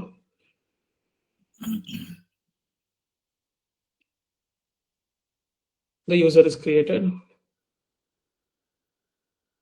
We have the new user. We can just click on the user, and details are not yet updated. We can update it one by one. This is about staff records. Just a moment. So yes, this were the tools that I was taking through. I pass it on to Nikship. Nikship, you can go forward. Sure. Hey, this is Nikship, and let me take over from here. Just give me a moment. Let me share the screen. All of you guys work in the night shift? Yes, some of us work in the night, and I think Sumukha works in the day. Hope you guys are not in a slumber. Okay, so let me log in. Okay, so the next feature would be rewards and recognition. So I believe before we used to share it, there was no proper platform, to display. But right now it's directly right in the front. And when we click, let me just refresh this.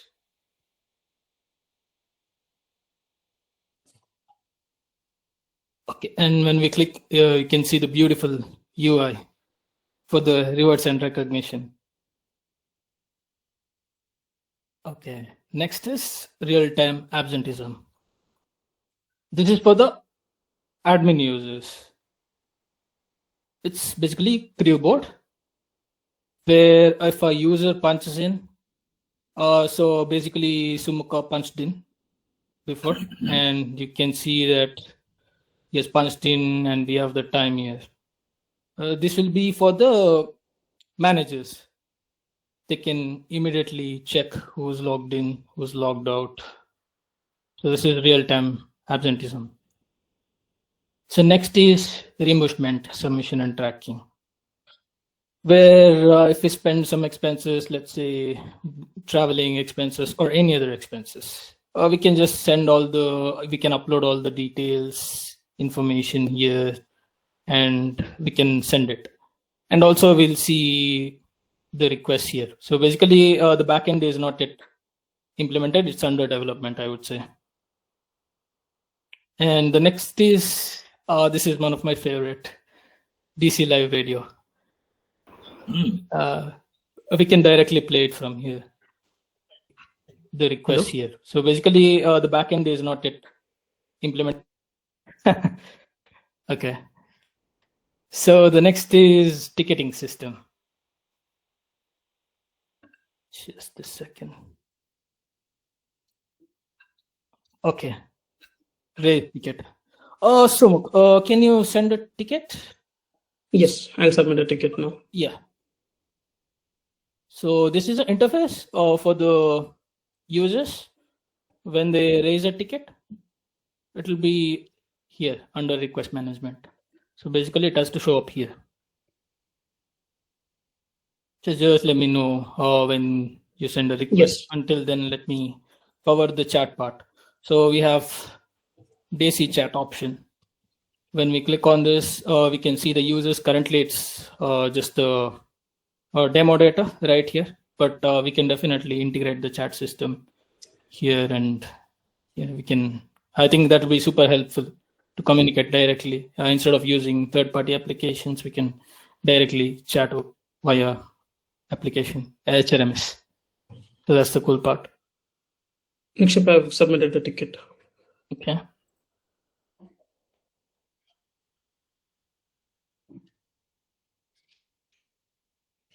I think there are a few things to work on. Yeah.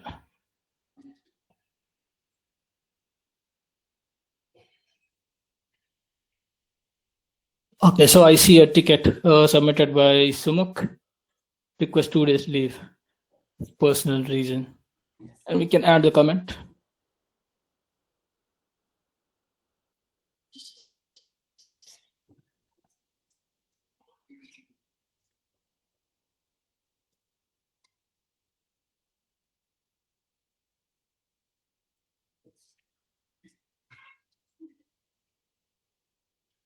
District officer. Can you please provide the reason? Thanks. Okay, Yes. so I've sent a message to the Sumuk, and I think he can respond back and test the show up here.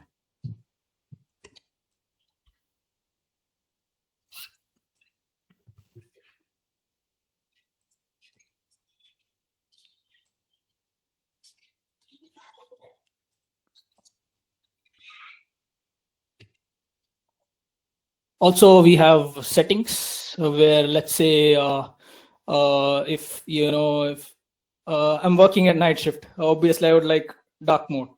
And if I'm working in day shift, and if someone prefers this theme, they could just click here.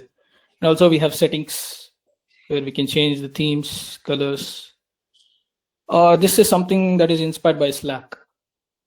Slack is, I would say, one of the real good applications where it has a lot of controls, and this is something inspired by Slack. Okay, so Sumak, did you send the message? Yes. Okay.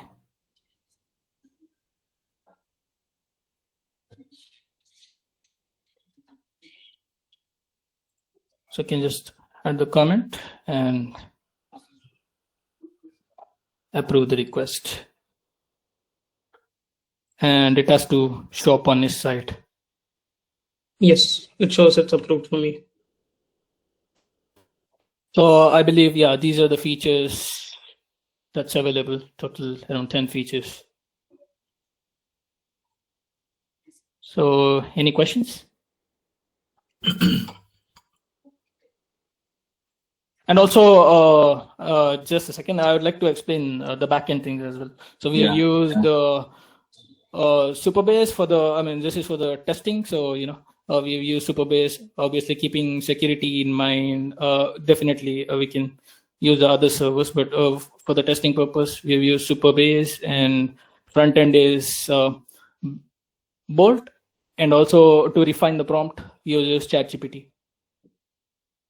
Okay. Now, it's very commendable, Cleve and team, that you guys have almost replicated the HRMS, right? Which is more interactive than what the current system is. But from the perspective of many of the features that you added, like for example, your claims reimbursement submission and tracking, right? So the ticketing system, everything is integrated to in the workforce that you're developed here. And all of this, again, the data security part is very, very critical for the organization, because it talks about resignation, reimbursement, and how does the flow of data goes from the initiator to the approver to the finance, and then it goes on. No? That's how the tree is. How does it happen? Because now of course, in certain points you said it is work in progress, but is that how is being planned at your end?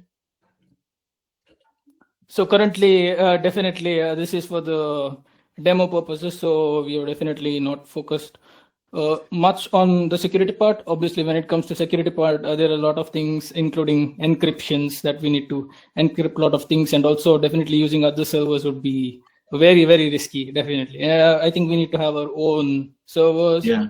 a whole set of team just for the security, and definitely there's a lot of things comes in. Do you guys feel that this can be integrated in our backbone to our backbone seamlessly?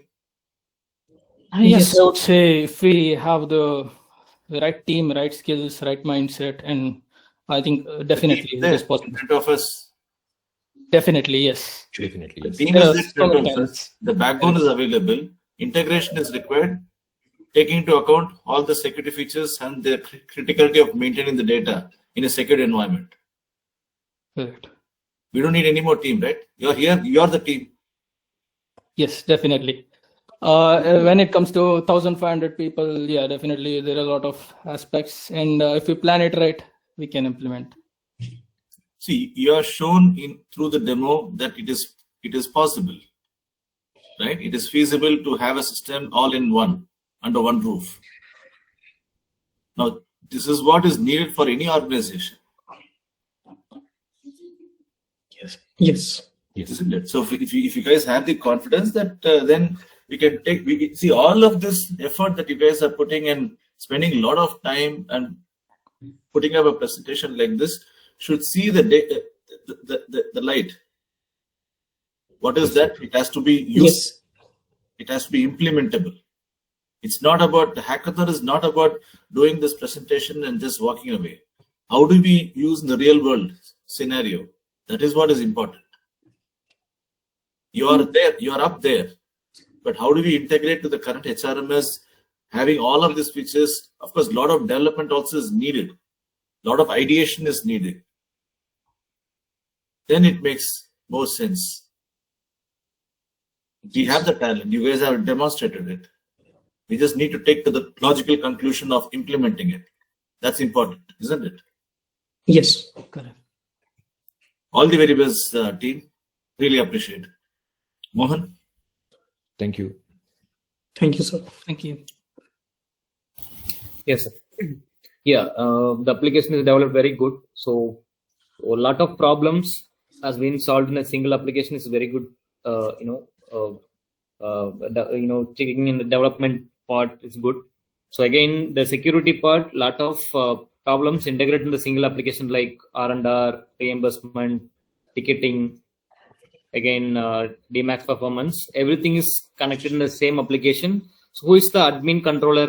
Based on the designation, the ticketing or everything is enabled or disabled based on their role and based on that activity. That has been, well aligned and developed to that security control basis. That's only suggestion from my end. So other than that, it's a good, mind-blowing, application for everyone. We can integrate in the all the things in the single applications. Yeah, congratulations, team. Yeah, it is much needed for the organization. Correct. So yeah, hats off to your team. So it's really amazing to see your, I understand how difficult it is to create a HRMS tool from scratch. It is very difficult. And the things you have achieved so far in Hackathon is really very amazing. And you also integrated the back end as well. You have used Supabase, and yeah, that's nice. So I hope, yeah, you get to do this live, and then hopefully we will use this for Desi Crow. Yeah, all the best for that. And yeah, it's very nice. The UI is nice. You have put lots of thought, your creativity and all that into designing this. We can see your hard work and all that. Yeah, keep it up, guys. It's very nice. Yeah. So we have Thank you, what do you think would be the cost? Any idea? As developers? So that's a really that's a question. Maybe we need to analyze things.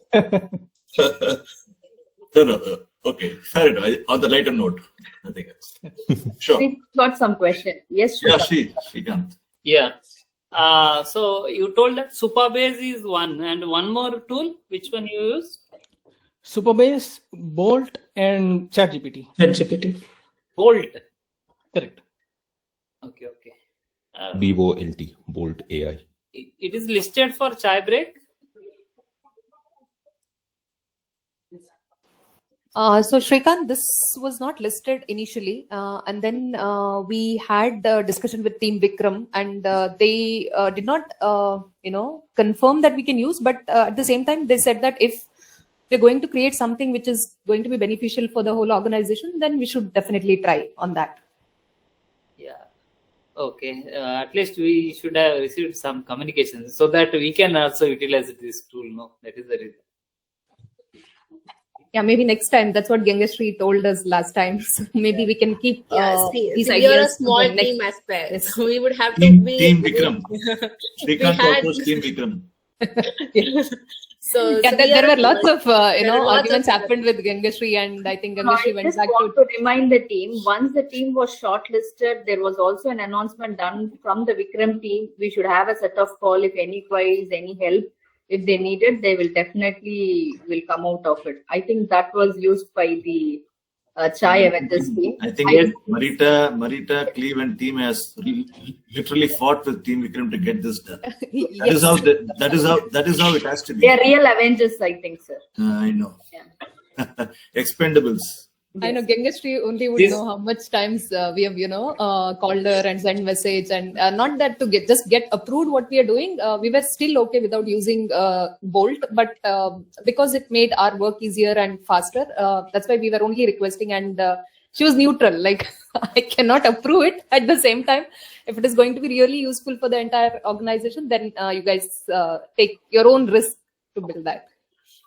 Tool-wise, it is fantastic, actually. Yeah.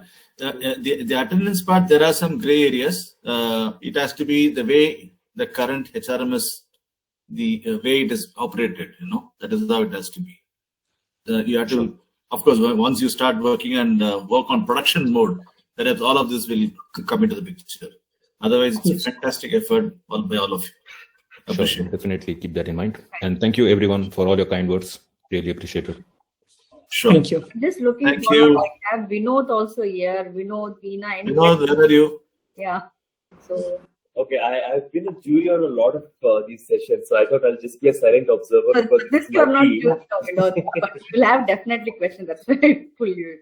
No, this is my team, right? Presto is my team, so I thought I'll just be a silent observer and listen to what they've done because I've not participated in any of the discussions. I had no idea what they've done, and now when I'm hearing all these good things, I'm feeling like this proud parent when he's who's watching his kid, on the stage during the annual day function. So very, very happy with what they're doing. Actually, just to add on to that, I'm sitting right next to Vinod, and I've instructed him not to ask a single question.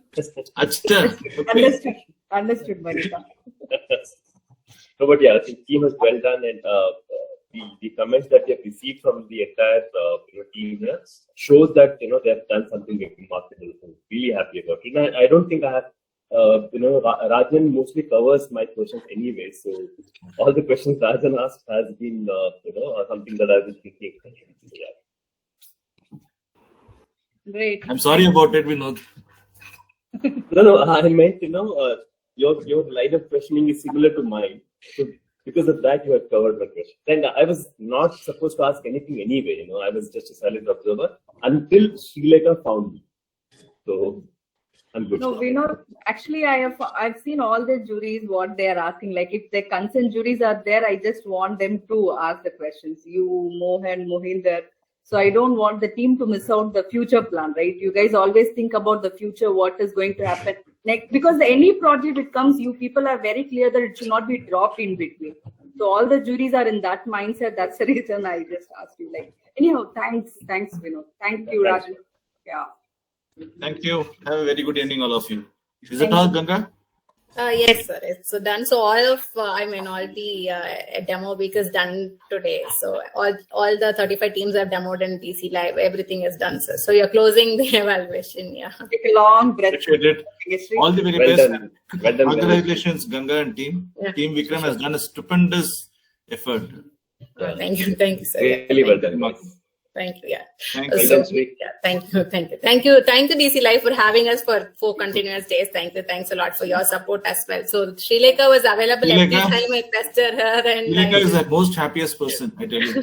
Exactly, sir. Yes.